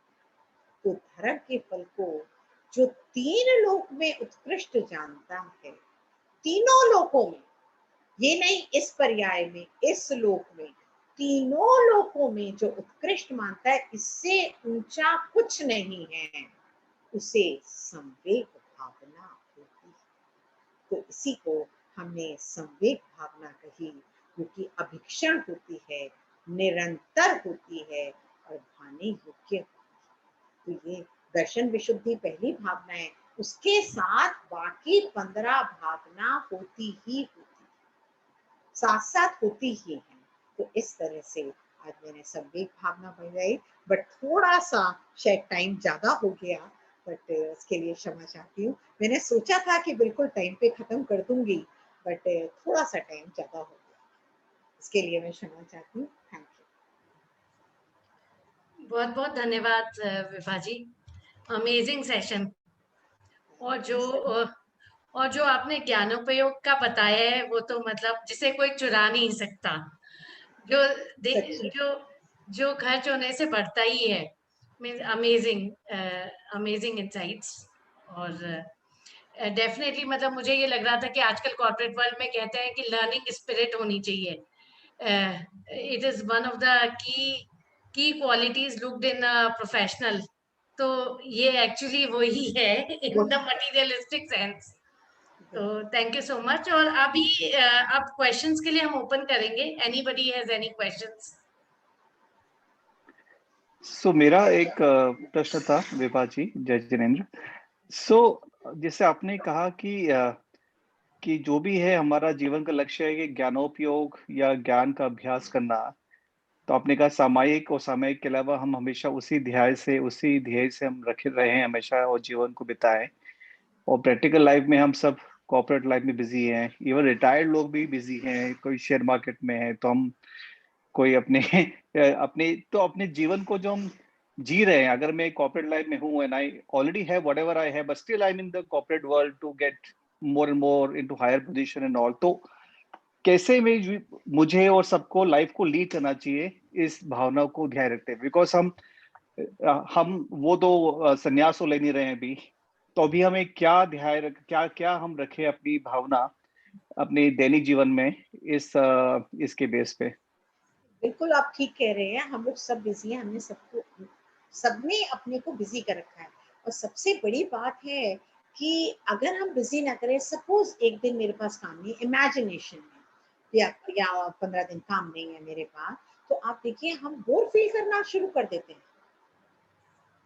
सबसे बड़ी बात है, क्योंकि उससे तो मैंने अपने को इन्वॉल्व कर रखा है, उससे मैंने अपने को ये मान रखा है कि I am using my time for some productive purpose. क्योंकि प्रोडक्टिव पर्पस मैंने उसको वो माना है, प्रायोरिटी मेरे लिए वो है कि अगर मैं वो अटेन कर लेती हूँ, वो प्राप्त करती हूँ, तो आई am using my time in the best possible way.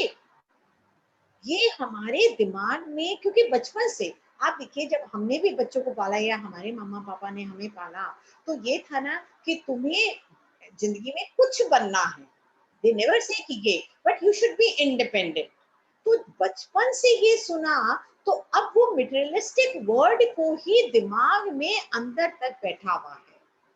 ठीक है, मैं ये कहूंगी, अब हम लोग उसी मटेरियलिस्टिक वर्ड में, और हमने कोई संन्यास तो लिया नहीं है, तो ये कहूंगी हमारे पास 24 घंटे हैं। 24 घंटे में 15 मिनट, आधा घंटा जरूर निकालना है। जिसको जितना निकाल सकता है, कोई 2 घंटे निकाल सकता है, 2 घंटे निकालिए। मैं ये नहीं कह रही हूँ, जिसको जितना निकाल सकता है वो उतना जरूर निकालिए। और अपने आगम का स्वाध्याय करिए। स्वाध्याय, आगम को पढ़ के अपना अध्ययन करना ही स्वाध्याय है। तो उतना जरूर निकालना है। मैं तो जब भी किसी को कहती हूँ, कोई एडवाइस मांगता है, मैं उनसे कहती हूँ आज केवल आप 5 मिनट का नियम लीजिए।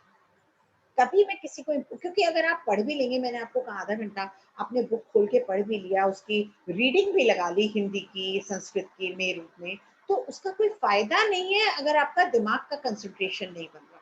टू स्टार्ट विद 5 मिनट का लीजिए, 10 मिनट का लीजिए, जो आपकी रूटीन में है, और जितना पढ़े, एक पैराग्राफ, 2 लाइन, 10 लाइन पढ़िए, और जब उसे बंद करें तब उसमें से एक पॉइंट अपने जीवन में अप्लाई करने के लिए निकालिए। एक डायरी बना के उसमें एक पॉइंट लिखिए कि आज मेरे को एक इस पैराग्राफ में ये आया जो मुझे अब अपनी लाइफ में लगाना है। तो अब अगले दिन फिर 5 मिनट पढ़ेंगे, तो तो 24 घंटे के गैप में पढ़ेंगे तो उन 24 घंटे को उस एक पॉइंट को प्रैक्टिकली लगाना है। सारा दिन घर में चाहे कितना भी अच्छा है, कुछ कोई किसी ने कहना, कोई डिससेटिस्फाइड है, कोई सेटिस्फाइड है, कोई कंप्लेंट है, कोई मुझे ही गुस्सा आ गया, कुछ भी, मतलब कुछ भी हो सकता है। तो हमें प्रकरण बहुत मिलते हैं डेली लाइफ में अपने ऊपर जैन धर्म के प्रिंसिपल लगाने के लिए। तो एक जो मेरी दीदी कहती थी मुझे, या बाबूजी कहते थे, वो ये कहते थे एक विकल्प, दो विकल्प एक कॉपी पे लिखो कि ये मेरे को आज पॉइंट लगाना था और मैंने इन दो विकल्पों पे कैसे लगाया। बस वो इतना सुंदर है कि आप देखिएगा जो भी आप पढ़ेंगे वो आप कहेंगे कुंद आचार्य ने मेरे लिए ही लिखा है। आप जब थोड़ा सा लगाएंगे ना तो कुंद आचार्य का समय सार जी पढ़िए, प्रवचन सार जी, मेरे मुंह से निकला है, जो शास्त्र जी पढ़ेंगे आपको लगेगा आचार्य ने मेरे ही लिखा है, उन्होंने मेरे भाव कैसे पढ़ लिए। ऐसा लगता है, कल हम एक प्रकरण पढ़ रहे थे तो ये लगा कि ये सेंटेंस तो भगवान ने मेरे भावों को जान लिया, हजारों साल पहले ये जान लिया कि विभा जैन के ये भाव हो रहे हैं और उन्होंने उसी में संबोधन दिया। इतना अच्छा लगता है कि आप देखिएगा थोड़े दिन बाद जब स्वाध्याय जिस दिन नहीं करेंगे ना, उस दिन लगेगा कि आई एम मिसिंग समथिंग। बहुत सुंदर है ये मार्ग। तो जब चल जाए इस मार्ग पे तभी सवेरा, तभी सवेरा। तो एक ये भी कह सकते हैं तो योर आंसर कि जो भी हम बिजी रहे, मतलब maybe the purpose is कि जो भी हम करें, this is all a way to get spiritual experience and learning. तो आपने कहा ना कि ज्ञान का अभ्यास, तो हम जो भी दैनिक जीवन में कर रहे हैं, जो भी संसारिक कार्यों में लगे हुए हैं, अगर हम धर्म को धारण करें, उसमें वो ज्ञाता दृष्टा भाव रख पाए, तो एक तरह से purpose of that is not to get your needs. तो नीड्स तो मीट हो गई है, पैसा नहीं चाहिए, लेकिन ये है कि जो भी एक्सपीरियंसेस है डे टू डे लाइफ में, प्रोफेशनल लाइफ में, उससे हम जो स्पिरिचुअल लेसन है वो लर्न करें, वो अप्लाई करें, right? So maybe that's the way we need to see the purpose of our life. Right? When we practically apply in our daily life ना, that gives a lot of clarity.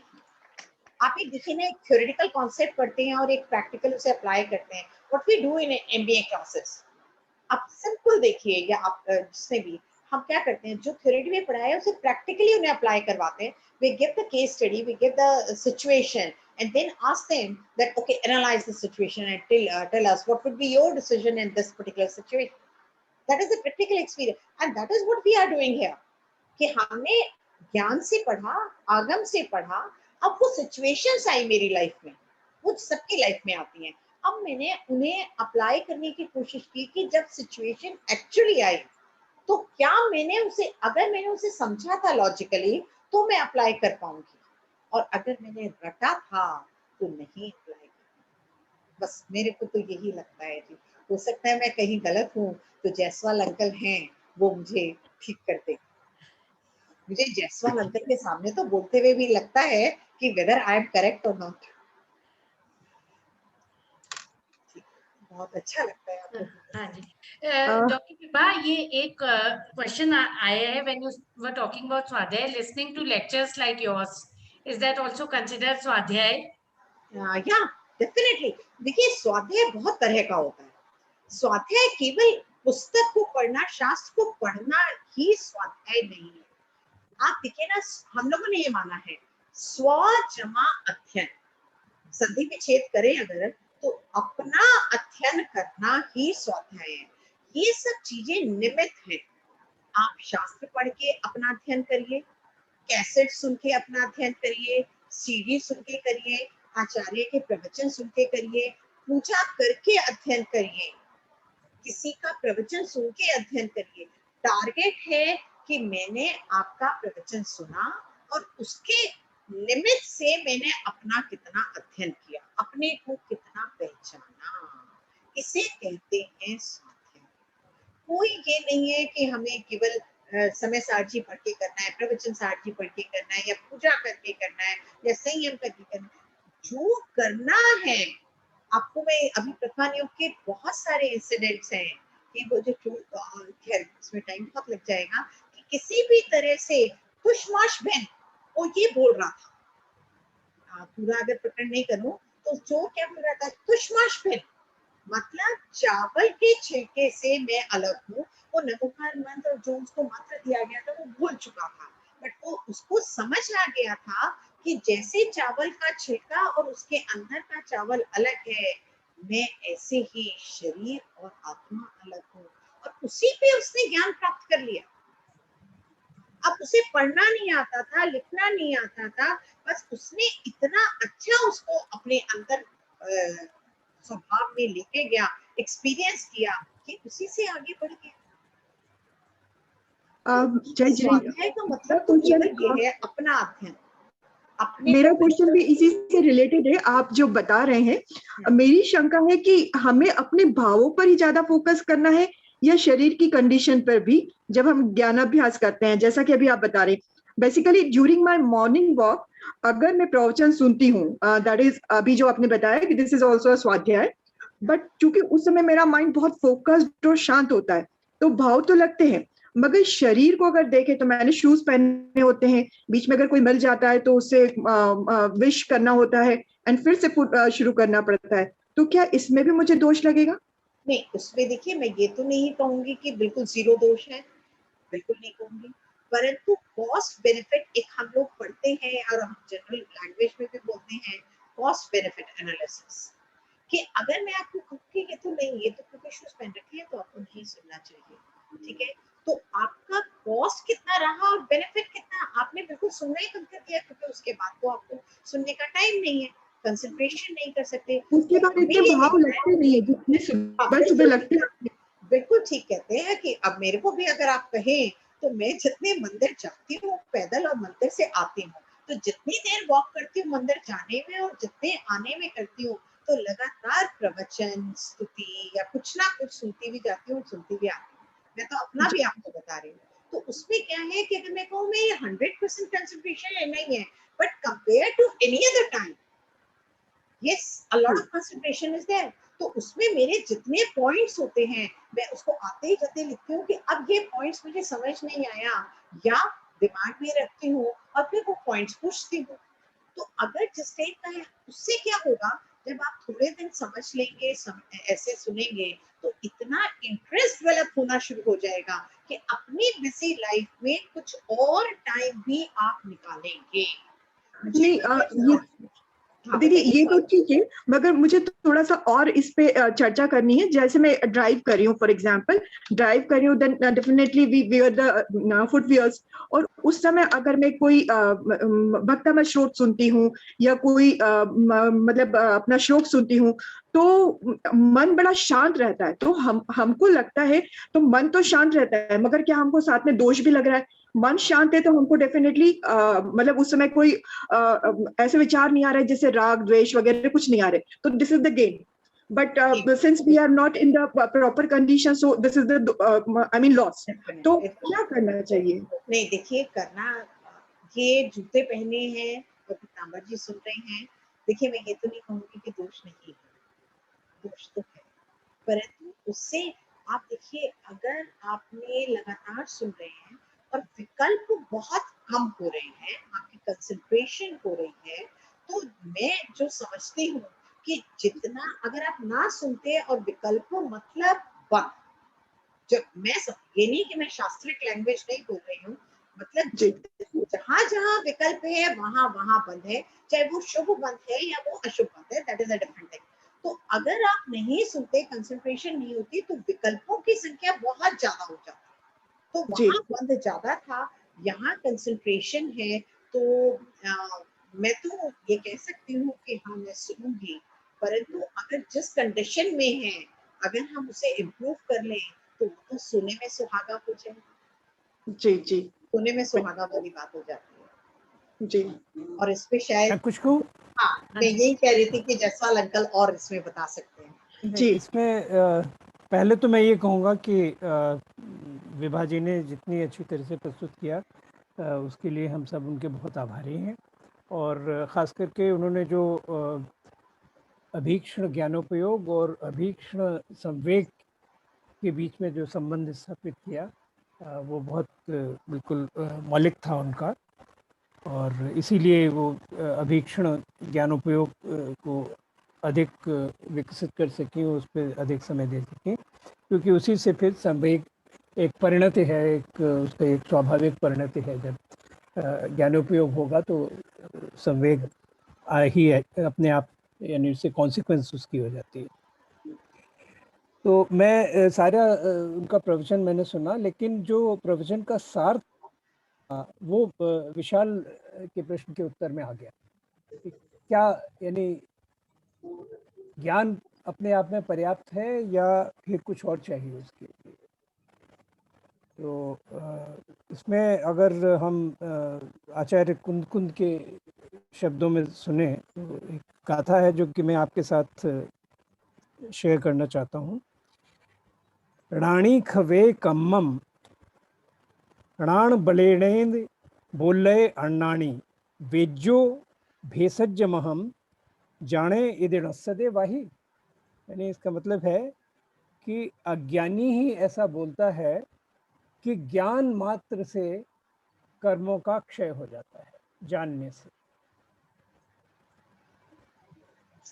आवश्यक ये है कि ये हमारे व्यवहार में, हमारे आचरण में उतरे। जब तक उसे हम प्रैक्टिकल लाइफ में नहीं अप्लाई करेंगे तब तक उस ज्ञान का कोई अर्थ नहीं है।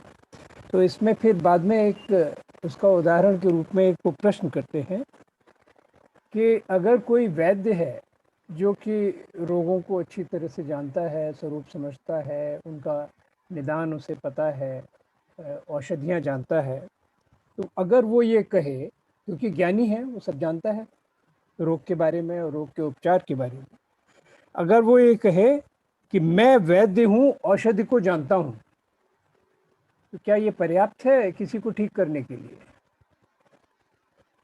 औषधि लेनी पड़ेगी ना, औषधि को सही तरीके से लेना पड़ेगा, अनुपान उसका क्या होगा, समय क्या होगा, क्या खाने के बाद ली जा सकती है, कितनी बार लेनी है, तो ये सब पूरी प्रक्रिया है। तो जब तक वो नहीं होगा तब तक उससे कोई लाभ नहीं होगा अपने आप में। तो हमें जैसे आभा जी ने, जैसे विभा जी ने कहा कि स्वाध्याय किया, चाहे थोड़े समय के लिए किया, 5 मिनट, 10 मिनट, 15 मिनट, आधा घंटा, उसमें जो भी हमें महत्वपूर्ण लगा उसको हमने नोट किया, और फिर उसके बाद तमाम हमारे सामने ऐसे प्रकरण आते रहेंगे कि जबकि हमें उसे व्यवहार रूप में अप्लाई करना है, अमल करना है उस पर, तब हमें देखना है अपने ऊपर। वही हम अपने ज्ञाता दृष्टा भाव से अपने आप को स्वयं देखें कि हमने जो सीखा है उसको हम किस हद तक व्यवहार में ला सकें। यही स्वाध्याय है असली। स्वाध्याय तब आता है कि हम अपना अध्ययन कर रहे हैं कि ये हमारा ज्ञान है, इस ज्ञान का हमने क्या उपयोग किया, वो ही हमारा ज्ञानोपयोग। ये बहुत महत्वपूर्ण बात उन्होंने प्रश्नोत्तर में बहुत अच्छी तरह से इसको समझाया।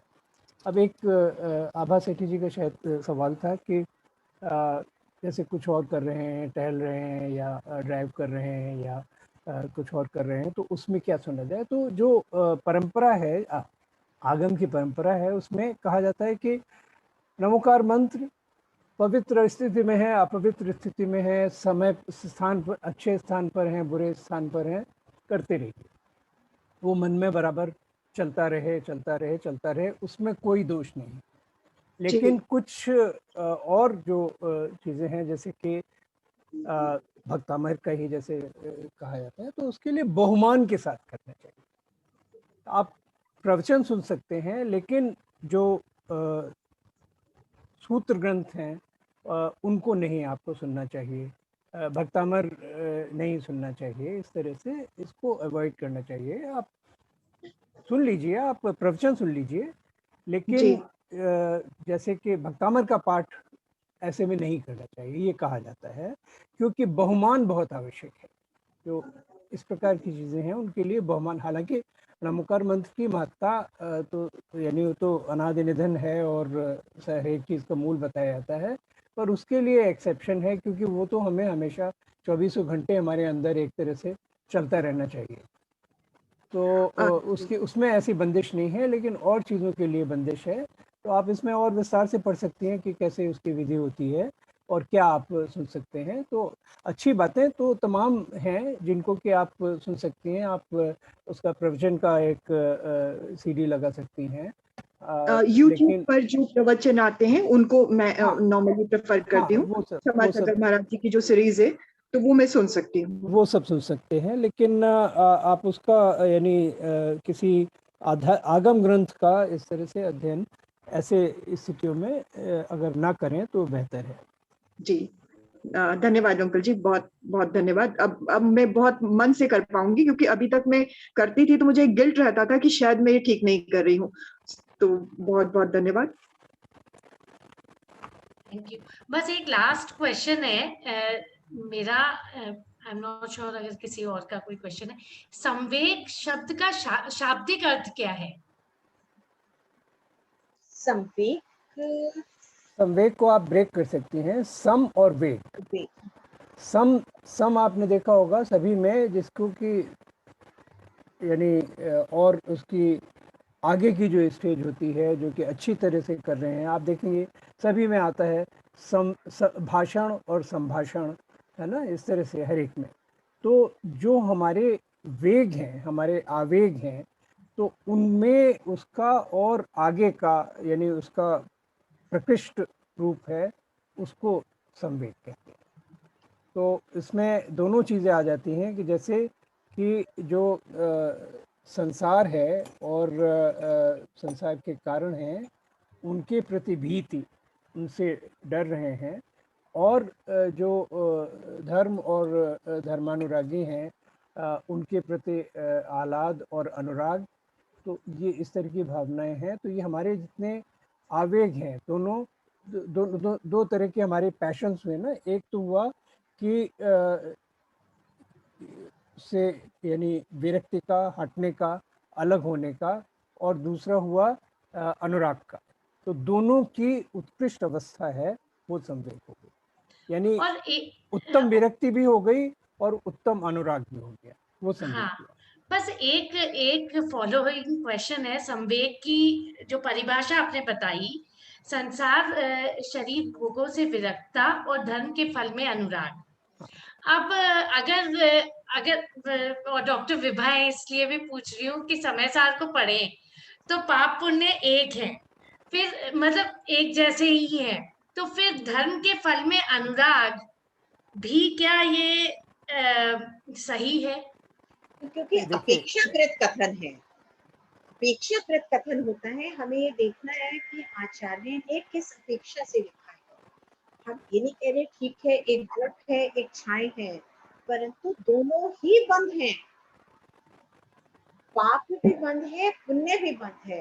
तो उस अपेक्षा से वहां पे लिखा गया है धर्म के प्रति अनुराग। अनुराग में धर्म का ये फल है कि मैं मोक्ष मार्ग में प्रशस्त हो जाऊंगी। छोड़ने लायक पुण्य भी है, छोड़ने लायक पाप भी है। आप देखिए उत्कृष्ट पुण्य प्रकृति है तीर्थंकर बन, परंतु सपोज एक मिनट इमेजिन करिए कि अगर तीर्थंकर के बाद, वो तो एक सेकंड भी ज्यादा है, उससे भी कम टाइम में मोक्ष हो जाता है। सपोज तीर्थंकर का जिसका प्रकृति का बंध हो वो तीर्थंकर ही रह जाए, तो क्या वो एडमायरेबल है? नहीं, क्योंकि अल्टीमेटली मेरा टारगेट क्या है? मोक्ष है। ठीक है, तो ध्यान रखिएगा कोई भी उत्कृष्ट से उत्कृष्ट पुण्य प्रकृति भी संसार का कारण है। जब तक तीर्थंकर होते हैं तब तक वो संसारिक हैं, उसके बाद वो मोक्ष है। तो दोनों ही छोड़ने योग्य हैं, उस अपेक्षा से वहां पे कथन किया गया, क्योंकि वहां पे समय सार जी ने मेनली जो कंसंट्रेशन है वो आत्मा पे है, तो उस अपेक्षा से कथन किया गया। तो जहां जिस अपेक्षा से कहा जाए सेम चीज अपेक्षाकृत हमें समझना पड़ेगा। इस पॉइंट को हम लोग बहुत बार डिस्कस कर चुके हैं स्वाति। समय सार किसको संबोधित करके लिखा गया है? समय सार शुद्धोपयोगी मुनियों के लिए लिखा गया है, इसीलिए उसमें इस तरह की आपको बातें मिलेंगी कि तुम प्रतिक्रमण और ये कर रहे हो तो तुम मिथ्या दृष्टि हो। तो उसको आप कॉन्टेक्स्ट से हटाकर नहीं पेश कर सकते। इसमें ये बहुत आवश्यक, ये बार बार ये भ्रांति होती है कि उसमें से कोई भी एक चीज़ उठा ली और उससे फिर उसका अर्थ लगाने लगे। कि उसमें तो ऐसा लिखा है। आपको आद्योपांत पढ़ना पड़ेगा, तब आपके समझ में आएगा। और ये भी देखना होगा कि वो किसके आशय से वो बात कही जा रही है ना, किसको लक्ष्य करके बात कही जा रही है, उसके अनुसार अर्थ लगाना पड़ता है। Sure. तो एक मेरा क्वेश्चन है, if it all we are not late,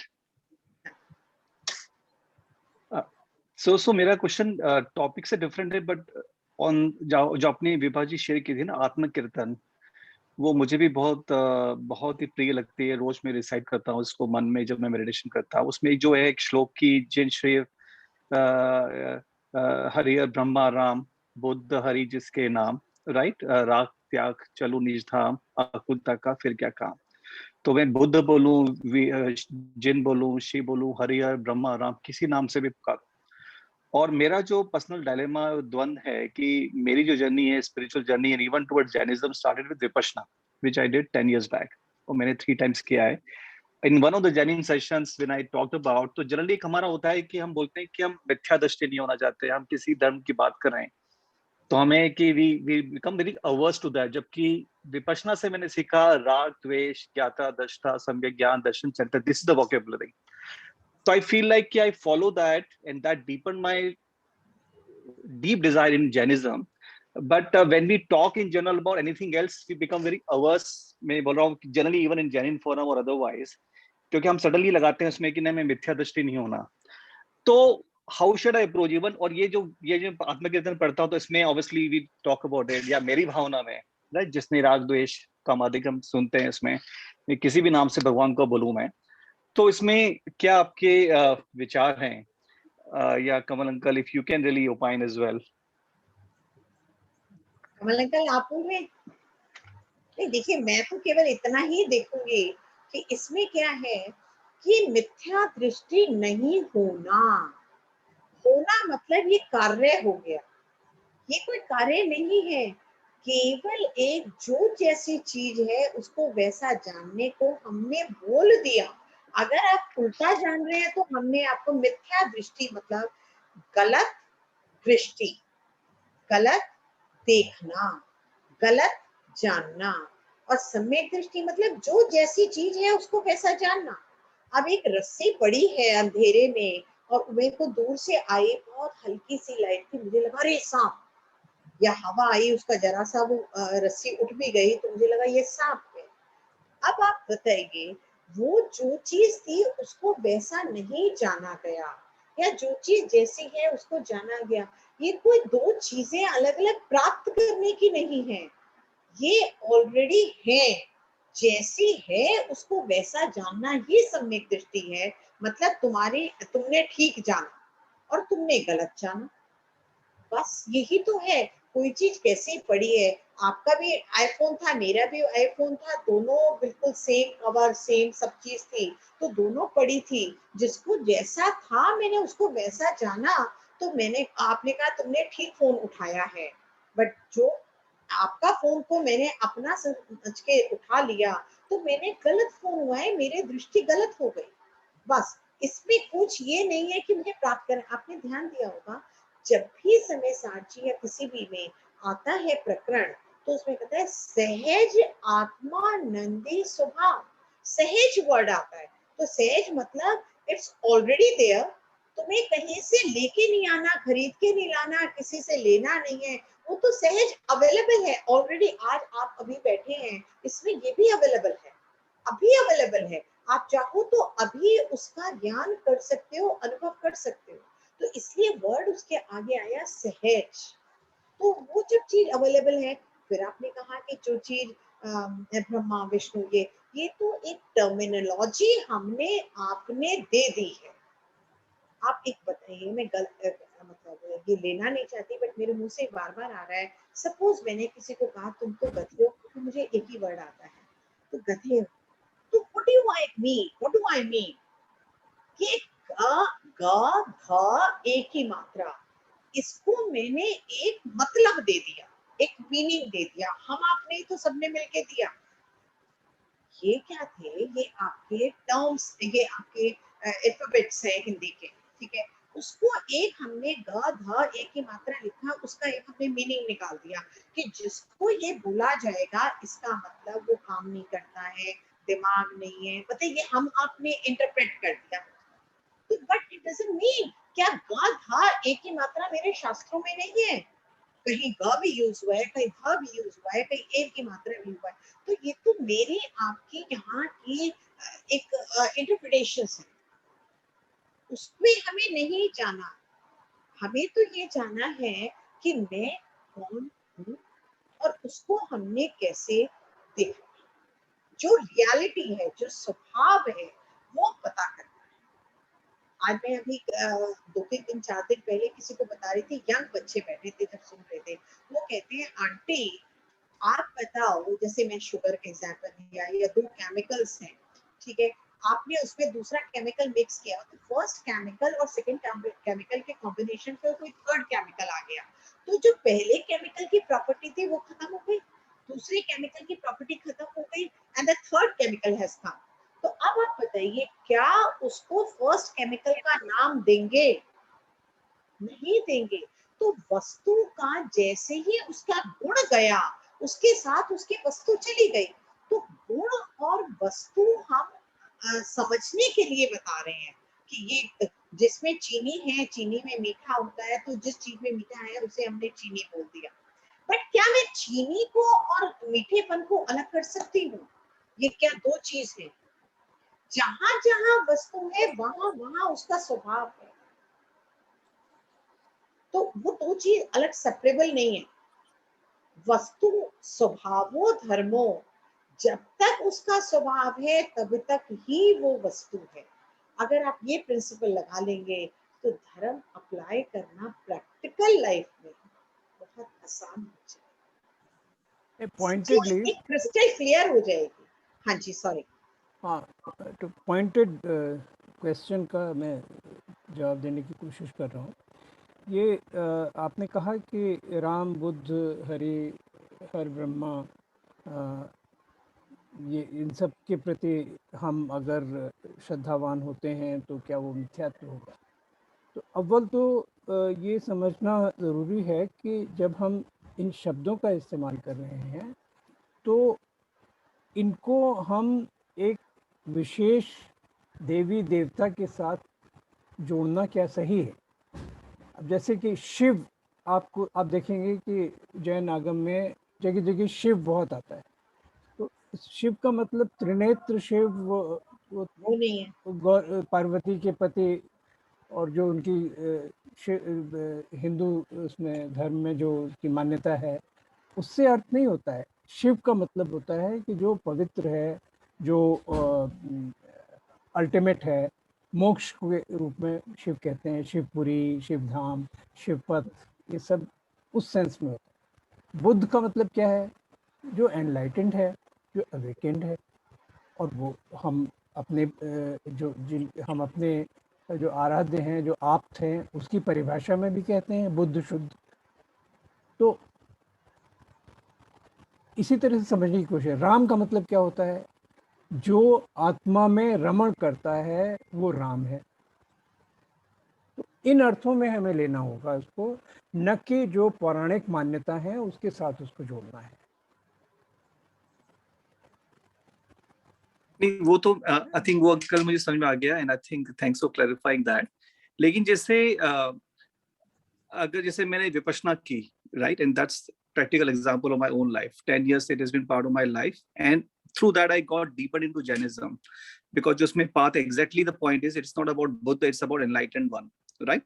कि आप राग द्वेष ज्ञाता दृष्टा को आप कर रहे हो, तो am I doing something wrong? I feel like, am I doing something wrong?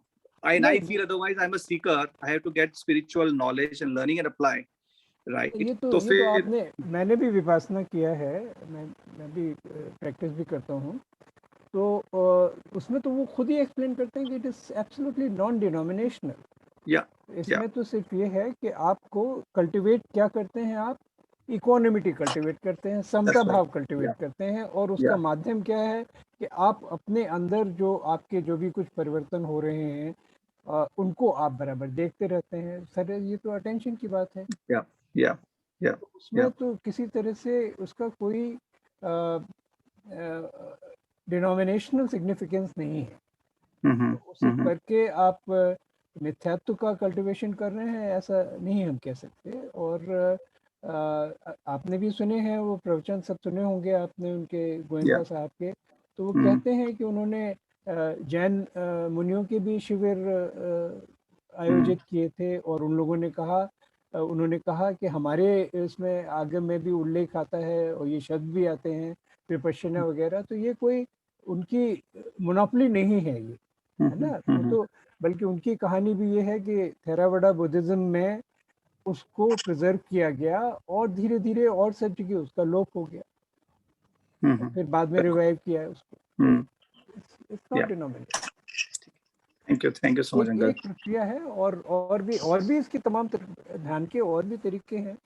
जैसे आचार्य तुलसी ने प्रेक्षा ध्यान का की परंपरा चलाई, इसी तरह से और भी हैं। अब अरहम योग हो रहा है, तो ध्यान के बहुत सारे तरीके हैं, उसी में से एक विपश्यना भी। ठीक है, थैंक यू अंकल। मुझे लगता है काफी टाइम हो गया, आज एक्सीड हो गया, तो in the interest of time for everybody will close. Thank you so much doctor Vibha. Piyush भैया, आप भी कुछ कहेंगे?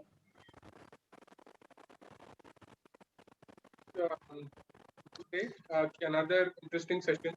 हमेशा हमारा ये रहा है परंपरा। आई थिंक यूनिक हमारी इन सेशंस की बात ये रहती है कि जो मेन सेशन के बाद जो डिस्कशन होता है उसमें काफी अच्छे पॉइंट्स निकल कर आते हैं। तो I think that's again happen today. तो Vibha ji, once again thank you very much. आप हमारे कुछ सेशन किए हैं और आपने हमेशा हमारे लिए इस ग्रुप के लिए टाइम दिया है। It's always great to listen from you, and again आपने आज she's a part of the group. She's a part of the group. She's very much one of us.